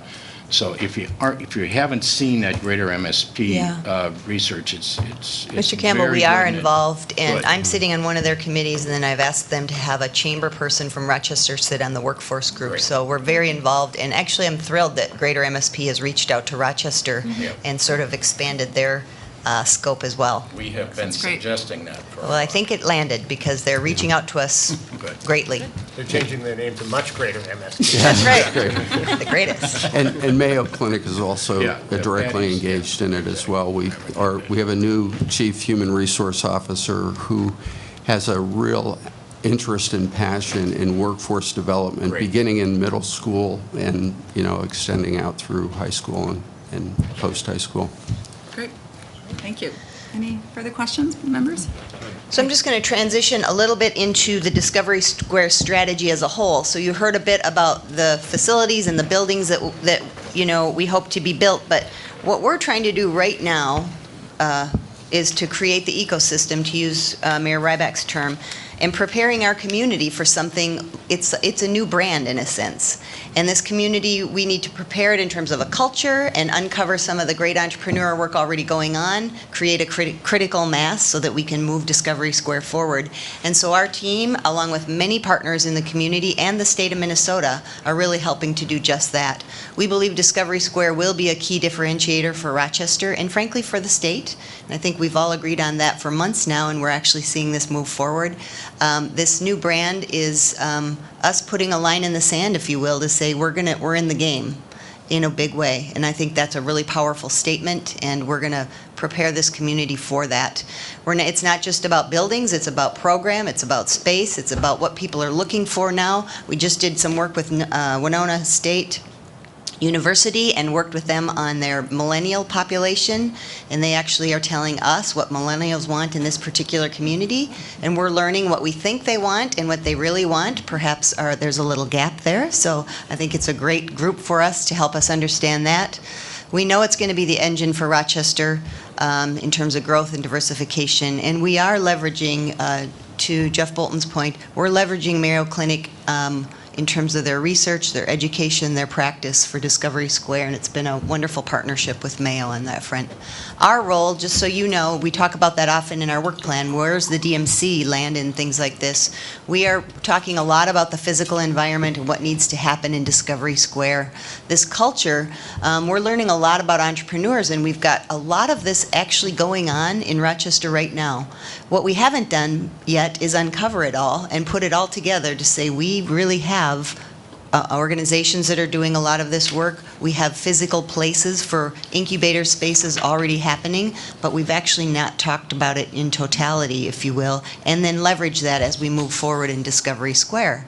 We're doing a lot of connecting and a lot of relationship building. Example, in Minneapolis, this greater MSP is one example of many. Medical Alley, other groups that we've been working with in Minneapolis and St. Paul, and what I often say is we're trying to shorten the distance.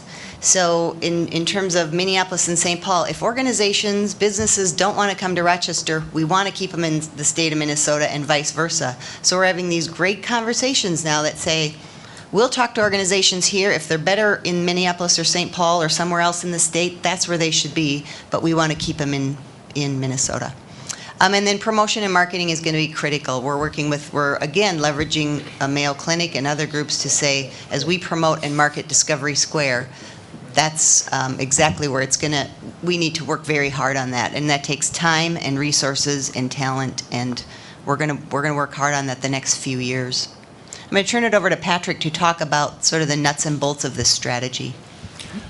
Thank you, Lisa. Madam Chair, if I could just take 5 minutes to walk through the strategy that really is how we are thinking about developing the entrepreneurial ecosystem that's going to be necessary for the kind of growth that we all anticipate. We've organized our thinking around these 5 key pillars, and I'll talk about each one of them briefly.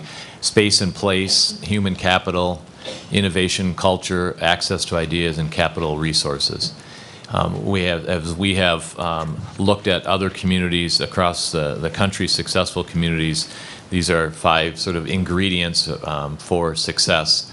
Space and place really talks about the kind of work environments, incubator spaces, co-working spaces, even social networking, coffee shops and brew pubs and patios, access to technology, 3D printers, virtual reality, wet lab fabrication, commercial kitchens, the sort of physical equipment that people need. The kind of spaces that allow for businesses to grow, to graduate out of one venue into other venues. And of course, the importance of public spaces, both interior to buildings, we've seen examples of that, as well as public spaces that are out in the public domain, welcoming, entertaining, and active. And then certainly housing options.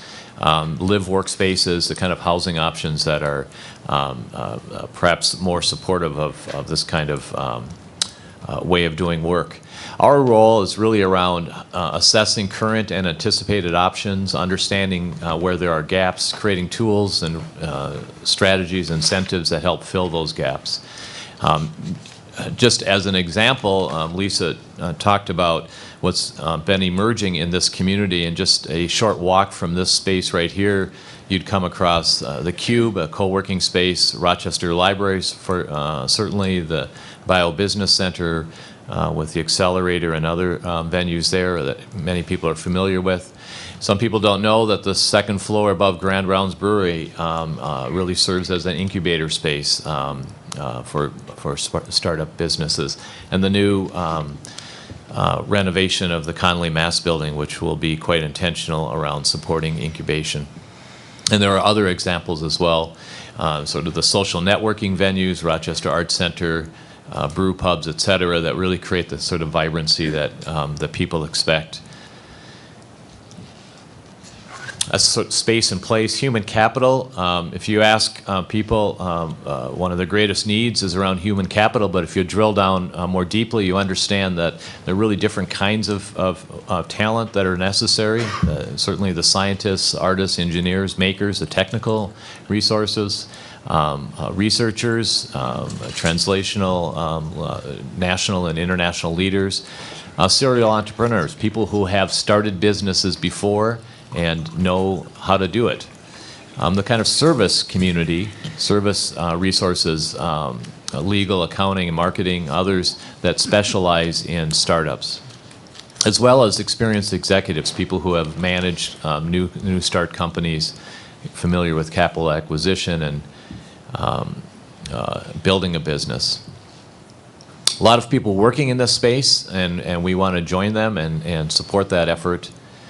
Certainly key anchor partners like Mayo, the University of Minnesota, Rochester, and IBM and others. This whole idea of creating an innovative culture, workplace policies that support innovation, events and education programming. 5 years ago, I think if you came to Rochester, you would find perhaps 5 events during the course of the year that were really targeted around business startup. Now you can find 5 a week going on, and that's really a transformation that's going on. Competitions and public events that celebrate innovators, intensive training programs, boot camps, programs that really help people pivot in their career and quickly get repositioned to these new opportunities. Again, a lot of people working in this space. Rochester recently was home to a TEDx Bio AM, which is a programming event, programming organization, Rochester Youth Startup Weekend, Mayo's Think Big Challenge, Global Entrepreneurship Week. Many people working in this space, and of course that's grown dramatically, and we expect that to continue to grow. Access to ideas, a 4th pillar.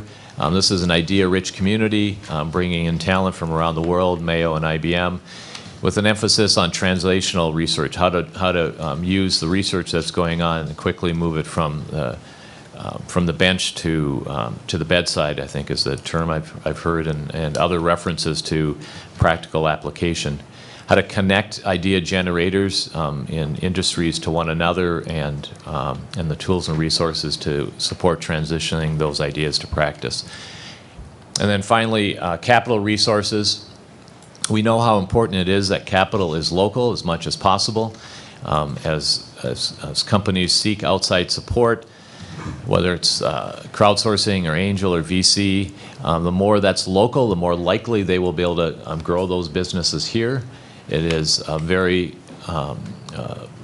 VC firms expect their companies to move to where their money came from, and we have not been successful as we need to be here in Rochester at keeping startups. And part of the strategy is to grow the capital resources available locally. Again, a lot of partners in this work, locally, the City of Rochester, Ready, Journey to Growth, Mayo Clinic Ventures, and then regionally with Greater MSP, Medical Alley, DEED, Southern Minnesota Initiative Fund. And so that is a way of, I'm sorry, just to provide an overview of how we're thinking about the strategy and the role that we have to support and grow this ecosystem necessary. Thank you. I just have a quick comment, which is that we've had several conversations on our board about the importance of thinking of the university as an important partner. And maybe they're up there and I'm just not seeing it, but I just wanted to mention that I think that that's a relationship and an opportunity that we need to keep going back to. Is I'm sitting here and thinking about the investments that the state is making, we hope, in the university as well, especially around medicine. Great point. And Chair Smith, we have been working with them on this Bio International Conference coming up, so they've been great partners on that front. But I think there are many avenues that we should be connecting with them as best we can. So any connections? So unintentional oversight to not have them on that other slide, but they certainly are. I'd also hope you put the Minnesota Cup on that slide. That's right. Which is an incredible opportunity for early stage companies to not only get recognition, but I think there's about $500,000 of capital that's provided as awards in that program every year. So. Excellent point, Mr. Campbell. Thank you. Yeah, Mayor Ryback. I think this is just a great overview that reflects, I think, a value that we've had from the beginning, which is to look at this whole ecosystem and to recognize that an incubator space above a brewery is not necessarily something, anything here is going to be putting resources in, but it's a huge part of what this works. But the question that I have as I go through this is that what is our specific role in all of this? I think from the beginning we've raised expectations rightfully about the fact that this is more than bricks and mortar. And I think this represents a great overview of all of those parts of the brand that matter an enormous amount. I think when you look at the totality of this meeting and you see how much we want to dive into this, but how critical it is for us to drive into a couple bricks and mortar, obviously specifically transportation. We've got to think about a little bit about how this gets baked into existing infrastructure in Rochester, because this board, I think, is deeply interested in this work, but probably doesn't own all of this. So I don't have any sort of quick fix on all of this, and I absolutely don't want to send a message that this isn't part of the holistic way that we need to look at our work, but I don't know how much of this is our work and not. And so I ask you to think a bit about that, about who owns what, to Mike's excellent question all the time, and probably more important, is there a gap in this community that somebody doesn't hold that? What does the chamber do? What does it not do? What does the city do? What does it not do? And come back to us with something if there's some structural way we can park this, because I could spend 16 hours listening to great ideas on this. I love this stuff, but I don't know whether that's our core job, knowing what else we've got. Excellent point. Thank you. We'd be happy to bring something back because we talk about that almost every day, and where do we lead and where do we participate. And this, like I said earlier, is a little bit of a new space for Rochester as it starts to create the culture for Discovery Square.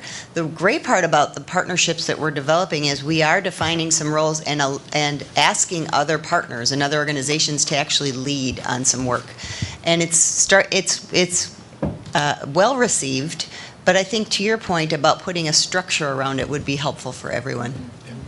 No, you're with it. I think an excellent example to look at on what this collectively looks at is actually Duluth, which in a short period of time transformed itself as a brand in an enormous way. Right. When you think about the Asheville's of the world and some of those other places, that is a collection of intangibles. It's hugely important work, but it's not going to be led at this table. Right. So And they how do had we one help? person in charge. Well, yeah, but that person doesn't always stay, as I don't in Minneapolis, and that's, you know, and so part of it is that there is who's in charge of it, but there's also an issue of how does that become part of the permanent infrastructure. That's right, yep. So, and I don't know what the answer is, but. Yep. Thank you. Thank you. All right, thank you, Jeff. Thank you, Two Jeff. other quick, two other updates. One is our Heart of the City. You know that that's one of our priority areas, and we're moving forward on the committee that our Mayor Brady leads in terms of Heart of the City update. So Patrick, I'll just have you walk through briefly where we're at with Heart of the City, and Mayor Brady, please weigh in as well. Yep. Thank you. There is a report in your packet, a one-page report that outlines the current status. So just as a reminder, and I think we may have a slide or two just to orient people as to what we're talking about.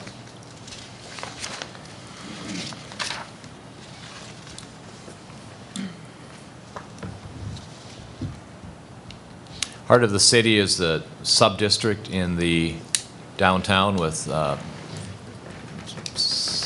Gonda building in sort of the middle of it, and the hotel and nearby hotel, retail, and hospitality community adjacent to it. We are working with the City of Rochester in advancing the design for the public space of Heart of the City. There's another view, if you will, image from the development plan. So this is the geography with 2nd Street in the middle of this illustration, bottom middle. And an illustration from the development plan itself. But the idea of really activating at the street level, Peace Plaza, First Avenue, and other parts of the public space. And we are working with the City of Rochester in advancing the design, some of the concepts that came out of the planning process originally, but actually advancing these to design. A advisory committee was established in April, began meeting in May. We had sent out an RFQ for design firms and received a number of responses, 11 responses. The advisory committee selected 6 to advance to the next stage for a full proposal, and we'll be receiving those proposals in June and marching that along through review and approval process. The team that ultimately gets selected will be selected by this body and by the City Council in August at its August meetings. Mayor Rybeck is Mayor Brady has led this effort as co-chair. Well, then thank you, Patrick. Patrick has provided great administrative support to this and appreciate it. Again, to show the interest of the community, we had, for a 12 or 14 member task force, we had 95 people apply, and which was a challenge just to bring that down to a number that we could have for the committee. And then the first meeting that we really had as a group, or actually the second one, I guess, it was a lot of diversity of opinion. The Chateau is the centerpiece in a lot of this, and it was stimulating to hear the various comments about even selecting the 6 that we did that will give us their RFP. But the people in the city, the community, are engaged in this, and that's pretty exciting. Could we see a list sometime of the folks that are on, what do you call it, the advisory committee? Sure. How large is it?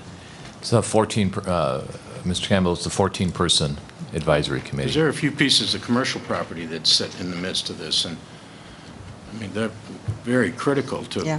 whatever happens here. Yes, absolutely. Happy to share that list. Yeah, Mayor Remick. Thank you. I appreciate Mayor Brady taking on a little bit of additional work. I have gotten a new job, which has made it impractical in the short term for me to co-chair with him, but it's in very able hands. Thank you. A couple points I just wanted to ask as we go through all of this. Mr. Campbell's point about buildings nearby is, I think, a really important one. This is about the space that is not part of the buildings. However, as I think is important, the circulation between these three levels is probably nowhere as critical in town as right here. So the experience of someone in the tunnel area, which in the subway, which is really, really active in this, is a dark one. And there's an opportunity to bring real light here. There's an opportunity to bring connections to here. There's a third level at the Skyway. So somehow partnering with the buildings and the space to bring some sense to all of that. When you look at what the IDS Crystal Court did to make sense of the Skyway Street connection in Minneapolis, you have this opportunity here. And the good news is there's a lot of public space to do that with, but it needs to be some way to leverage those buildings. So I don't know where that exactly goes, but I just want to do that. I think there also needs to be an issue with a conversation in the city, Madam Chair and Mayor, about whether traffic needs to flow through here or whether parts of that street can be, whether the footprint can be expanded. And that's, I think, really a local decision you guys have to figure out. But obviously, the more space people have to deal with, the more they can do. And that's up to you guys. But I think coming to that conclusion, I it should don't know help. if we'll get quite like Europe, but I remember many years ago taking a group of students to, it was still then East Germany, and the bus driver said, oh, wow, we got a parking spot only 10 blocks from the center. Right. And the kids all groaned about it, but I agree, there should be a place that we don't need to have cars driving through there, other than maybe some emergency vehicles at times. Right. Thank you. All right, thank you. So our last update is our marketing plan. And while our colleagues come up to join us for the marketing plan, thank you, Patrick. I just wanted to give you one example of, in June, early June, we'll be attending the Bio International Conference. That's the largest, most influential audience in the medical industry profession. So people from all over the world will be at this conference. We will be there as well. The state of Minnesota has a presence at this conference. And I think the important part is we're working as a team across the state of Minnesota to drive business, medical science, business, industry to Rochester and to Minnesota. We're going to be laser focused at this conference, so it's not a conference where we're just going to create awareness. We will be laser focused in meeting with businesses across the country to introduce DMC, to introduce, connect them to Mayo Clinic, and we're working hand in glove with Mayo on that. I think you'll hear more about that in the near future, but it's a very important component to what we're doing in terms of marketing. So I'm going to introduce Mary Welder, our marketing director, marketing communications director, and she will introduce our colleagues. And in the spirit of time, we've got a little time crunch going on, so if we could, we might want to move along pretty quickly on the update on our marketing plan.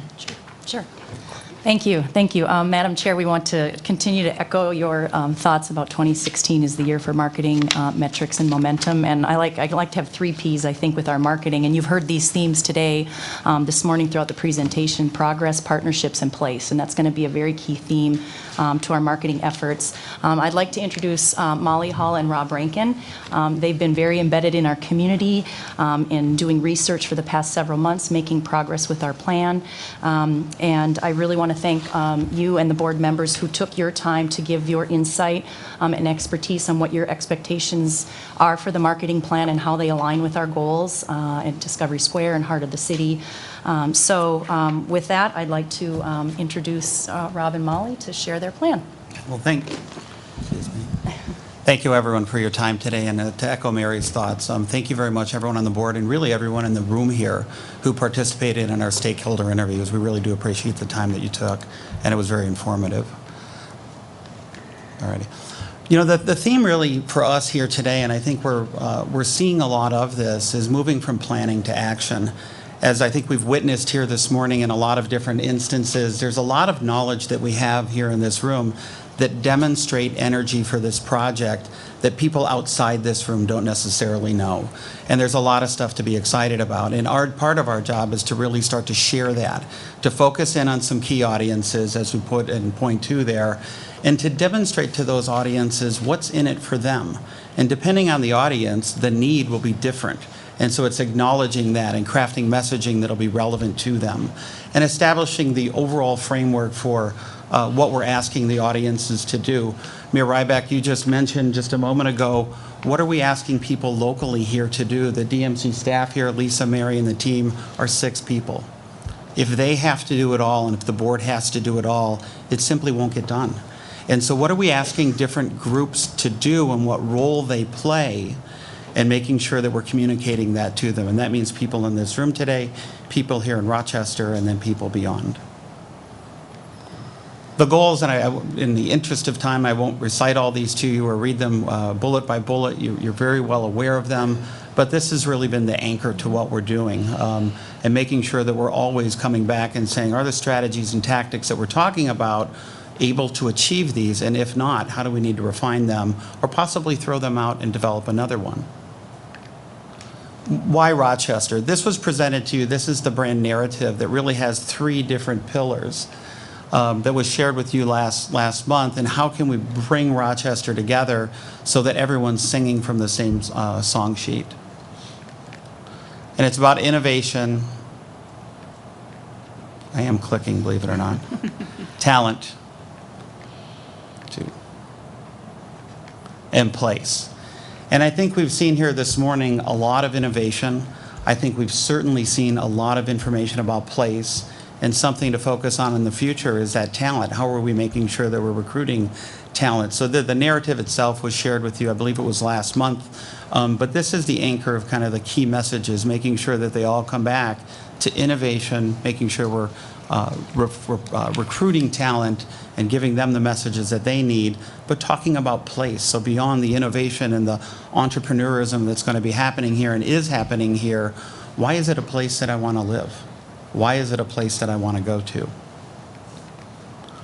So we broke these out into 2 different audience sets. One is short term, so think of the next 24 months. And these are the audiences that we want to talk to directly, and there are 5 of them.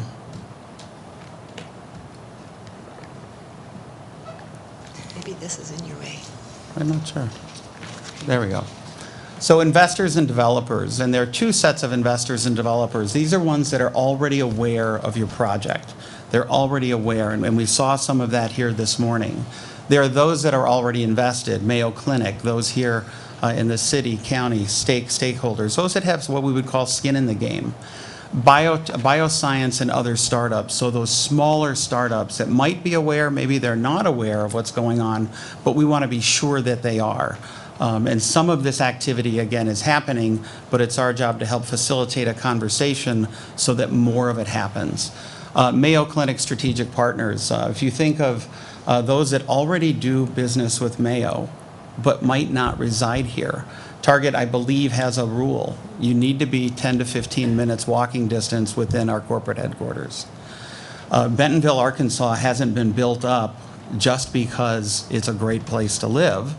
Walmart happens to be there, and people want to be there. Manufacturers want to be there because they know that's where the action is, and that's where I have to be if I want to have a conversation with a buyer or someone who's involved in what I want to sell to Walmart. And those same relationships can happen here.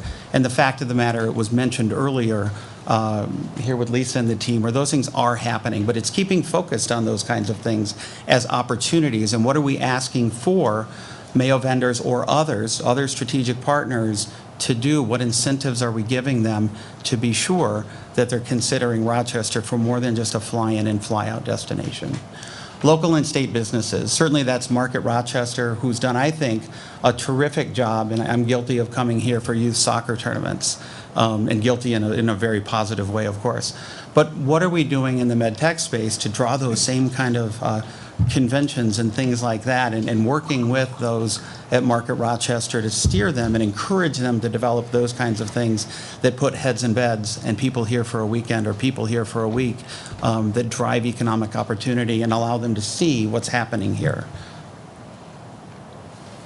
This is a purchase continuum, or a path to purchase, or a path to engagement, and I borrow it from my consumer packaged goods days when I was working on Hormel Foods a number of years ago. With all of those audience, some are completely unaware of what's going on here. Some are already in that trial and adoption stage, and the point is that depending on what the audience is and where they're at, our messages and our tactics will be different. And I think it's important to realize that of all our audiences, not everyone is going to be at the very beginning unaware or even aware. So as we filter those audiences through this path to purchase or path to engagement, being able to recognize where they're at on this continuum will help steer messaging and steer the conversation, so that we can be sure that if we're spending money on paid media, or if we're spending money at a conference, that we're having the right conversation with the right audience. Looking longer term, and this is 2016 2018 and beyond, some of those same audiences repeat themselves. I'll go here. So investors and developers, but those might be investors and developers that are currently unaware of what's going on. So to start with, we want to talk with those that already are kind of further along on that purchase continuum and are already aware. But then moving forward in the future, who are those that are unaware, looking further out? Likewise with entrepreneurs, focusing on the appropriate entrepreneurs for Discovery Square or for hospitality and entertainment. And then, of course, potential employees. There's something about Minnesota, and I'm a Minnesotan starting in 1980. The rest of my family left, and I am here. There's something about Minnesota where people come back. I have neighbors where I live who have bought the house that they grew up in. I can't explain it. I just tell you it exists, and it's anecdotal, but it feels real. So what are we doing to recruit people from Cambridge to come back home? What are we doing for those that decided to leave and go to Silicon Valley and come back home?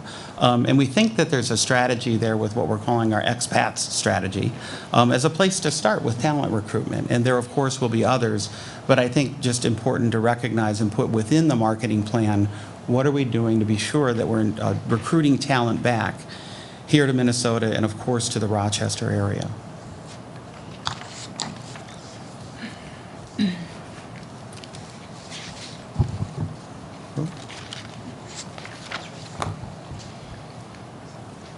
I really do know how to work a remote control. Not the one at home on my television set, but these. So how we're going to do it. Targeted media and communications. As this might mean some paid media opportunities like an NPR or NPR sponsorship or partnership. Certainly like Lisa and the team talked about with the bio conference, I consider that media as well. It's a platform where we can engage like-minded people to facilitate a conversation and network. Leveraging partnerships like we talked about with Mayo and some of their partners, and then promoting proof points. Again, I think a lot of what I saw here this morning, people in this room know about, people here in the community might know about it, but outside those two circles, I'm not sure who knows about it. And part of our job is to be sure that we're facilitating that conversation and letting them know that there's a lot of tremendous energy that's happening here that's positive, that they want to participate in and should participate in. These are some eye charts for sure, but these are just some initial things that we're thinking about tactically depending on the audience. So for the investors and developers, making sure that we have a toolkit and developer guide. Again, it might be something that's an NPR partnership. In an interest of time, I won't go through all of them, but they're things that as we develop an actual outreach plan, which is the next step, we'll want to bake into and get finalization on.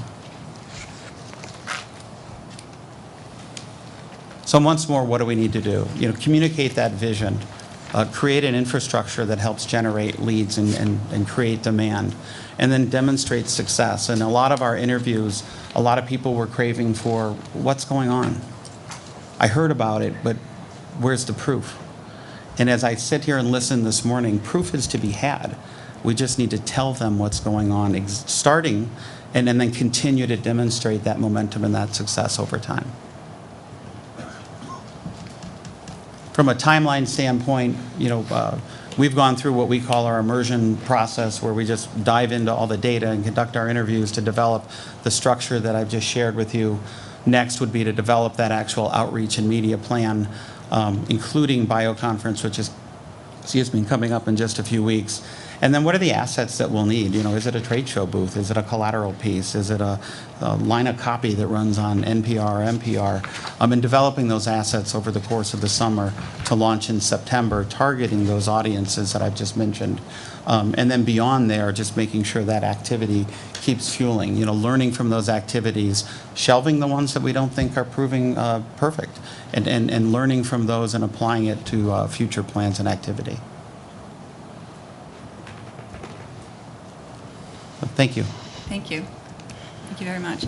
So as a marketing person myself, I can appreciate the huge amount of work that has gone into all of this, and I don't know, I know we're running a little short on time here. I feel I don't want to be, I just want to acknowledge the great work that I think is here, and just check with my colleagues and see if there's any questions or comments. It's a lot to absorb. Fair. But any questions or comments on this? Okay. All right. Thank you. Great. Thank you very, very much. Thank you so much. Colleagues, the last item on our agenda is the DMC 2016 budget year-to-date update. Our esteemed treasurer has had to leave us. Kathleen, would you like to just say a word or two about this? Madam Chair, just in lieu of our treasurer and assistant treasurer, there's nothing extraordinary about this report. Okay, thank you. Any questions about the report? All right, the last item on our agenda is just a meeting schedule. Our next regular meeting will be on June 23rd. I'll note also that that is the same day as our joint meeting. And with that, any comments or updates before we adjourn? Seeing none, is there a motion to adjourn? So moved. Second? Second. We stand adjourned. Thank you very much. It's an unofficial action, wasn't it?